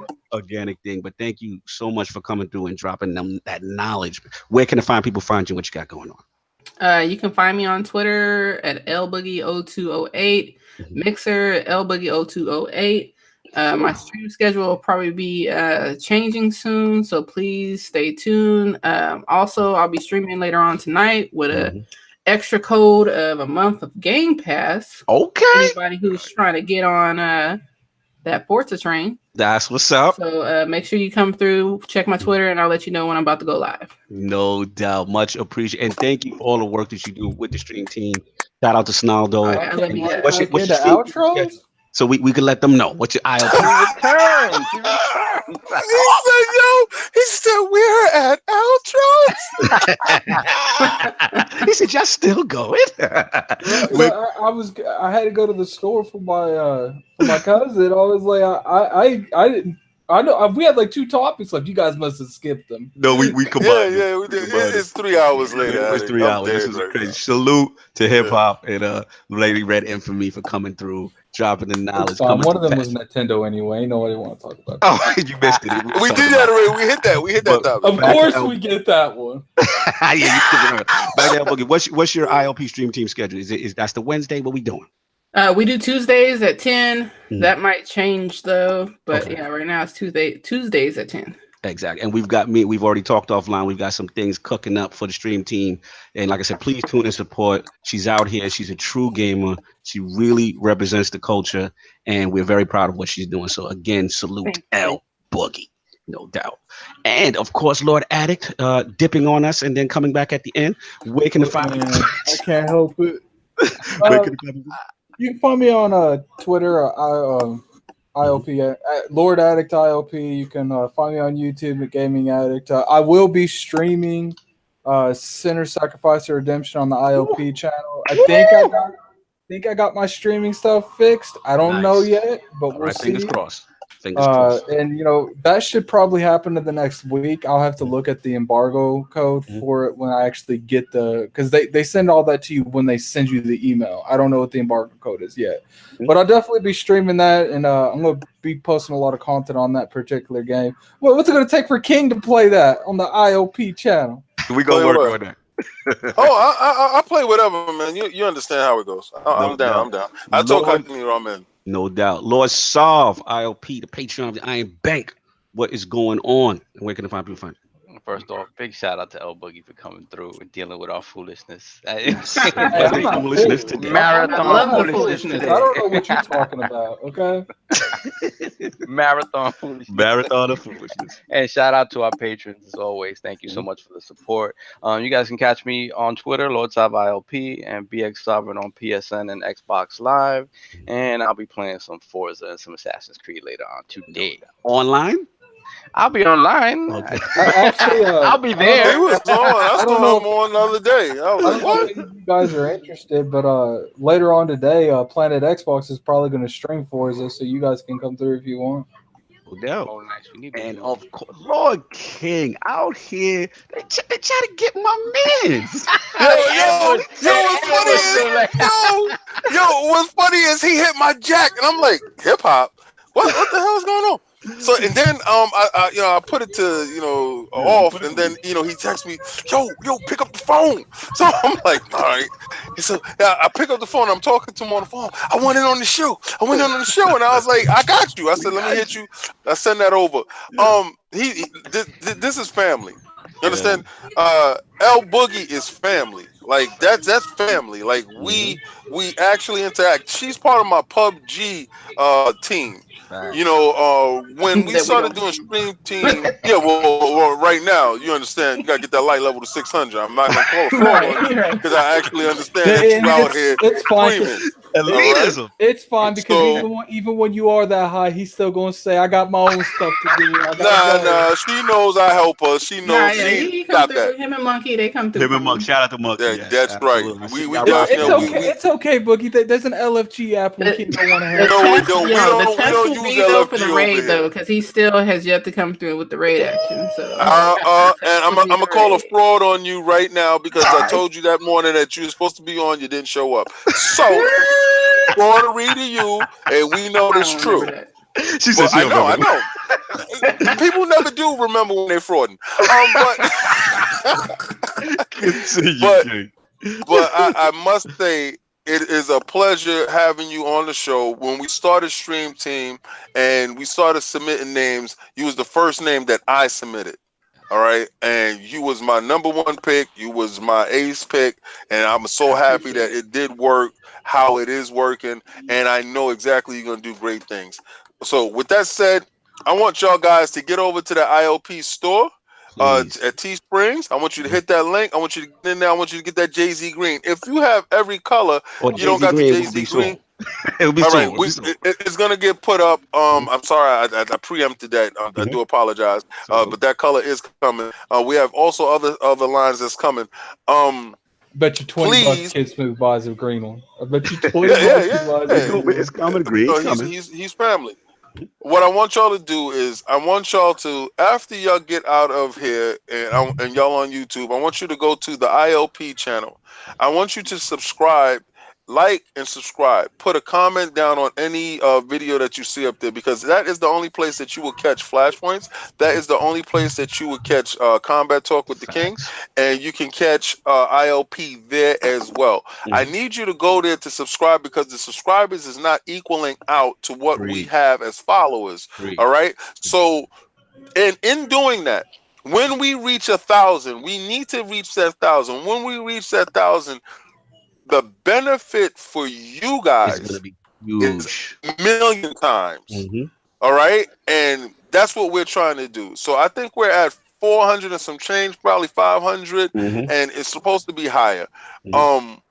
I every time I do talk about you guys are extended family. Like Jay Fonzarelli, Native, these guys, I know these guys. They are family. All right, so. And I'm happy when he wins a T-shirt or when he wins a game. I want to give away systems. All right, let's get up to that number, guys. Let's get up to that number. Absolutely, salute the Lord King on that. Absolutely means a lot to us. Like, again, we're trying to do positive things here in the community, trying to stay away from the negativity. As you see, it's always love. We joke, we get at each other, but it's all from a place of love. And again, salute Lboogie, salute, like I said, hip hop and infamy for coming through, because they felt passionate enough that they wanted to come in, and that's what we want. Like, we love that. It's nice that I can say something and my jack rings. Yes, what? PlayStation trash. and that's something we always try to do. It as you know, as hosts, sometimes I really, even if it's a differing opinion on a subject, I love that, to come in, state your case, show us why you feel the way you feel. That's the type of engagement, you know what I'm saying? We don't always have to agree, but it's all good that we don't agree. And as long as we respect each other, it's all from a place. Because one thing, we love this gaming thing. That's what it's about. So salute to them for coming through, the royal couple coming through. That was funny, man. I loved it. You got the channel. We already know the Teesprings is up with the shirts. More swag will be coming. This is the first line. We already know that. Kaibatsu is going to do the audio. Also, another special announcement. We are on Google Play and Spotify, coming very shortly. Been approved. So for all our lords who cannot watch us definitely go watch it on Spotify. You have no idea how hard it is to get on that service. Yeah, man. So they just approved us. They said just wait a couple days. It's going down. And of course, like King said, the Combat Talk is lit. He predicted it. Go watch him. You know what I'm saying? Combat Talk is lit. King predicted the brawl at the end? Is that He did it all. He did it all. If I could have told you that Khabib was going to jump out that ring, right now I would not be in New York. I would be somewhere in Honolulu because I had bet money. Look, and of course, Flashpoint 34, my brethren, Ibantis, salute. He has just hit best trending on YouTube. He is selected by YouTube. Please support him for his Whisper of the Worm solo run. That is my brother. That's my destiny. Yeah, brother. I saw that. I saw that. I was like, he lied. He didn't get it. No, that dude. Crazy. Salute my bro, man. I really love working with him. We have a good show on ILP. Check us out. That's usually Friday. Thank you so much, Lboogie. I see Lboogie in the chat. We really try to bring Destiny for the hardcore, the purists. And that's it. We went over, but thank you guys for rocking. If anybody's got anything else, we good. All right. Everybody enjoy their Sunday. Peace.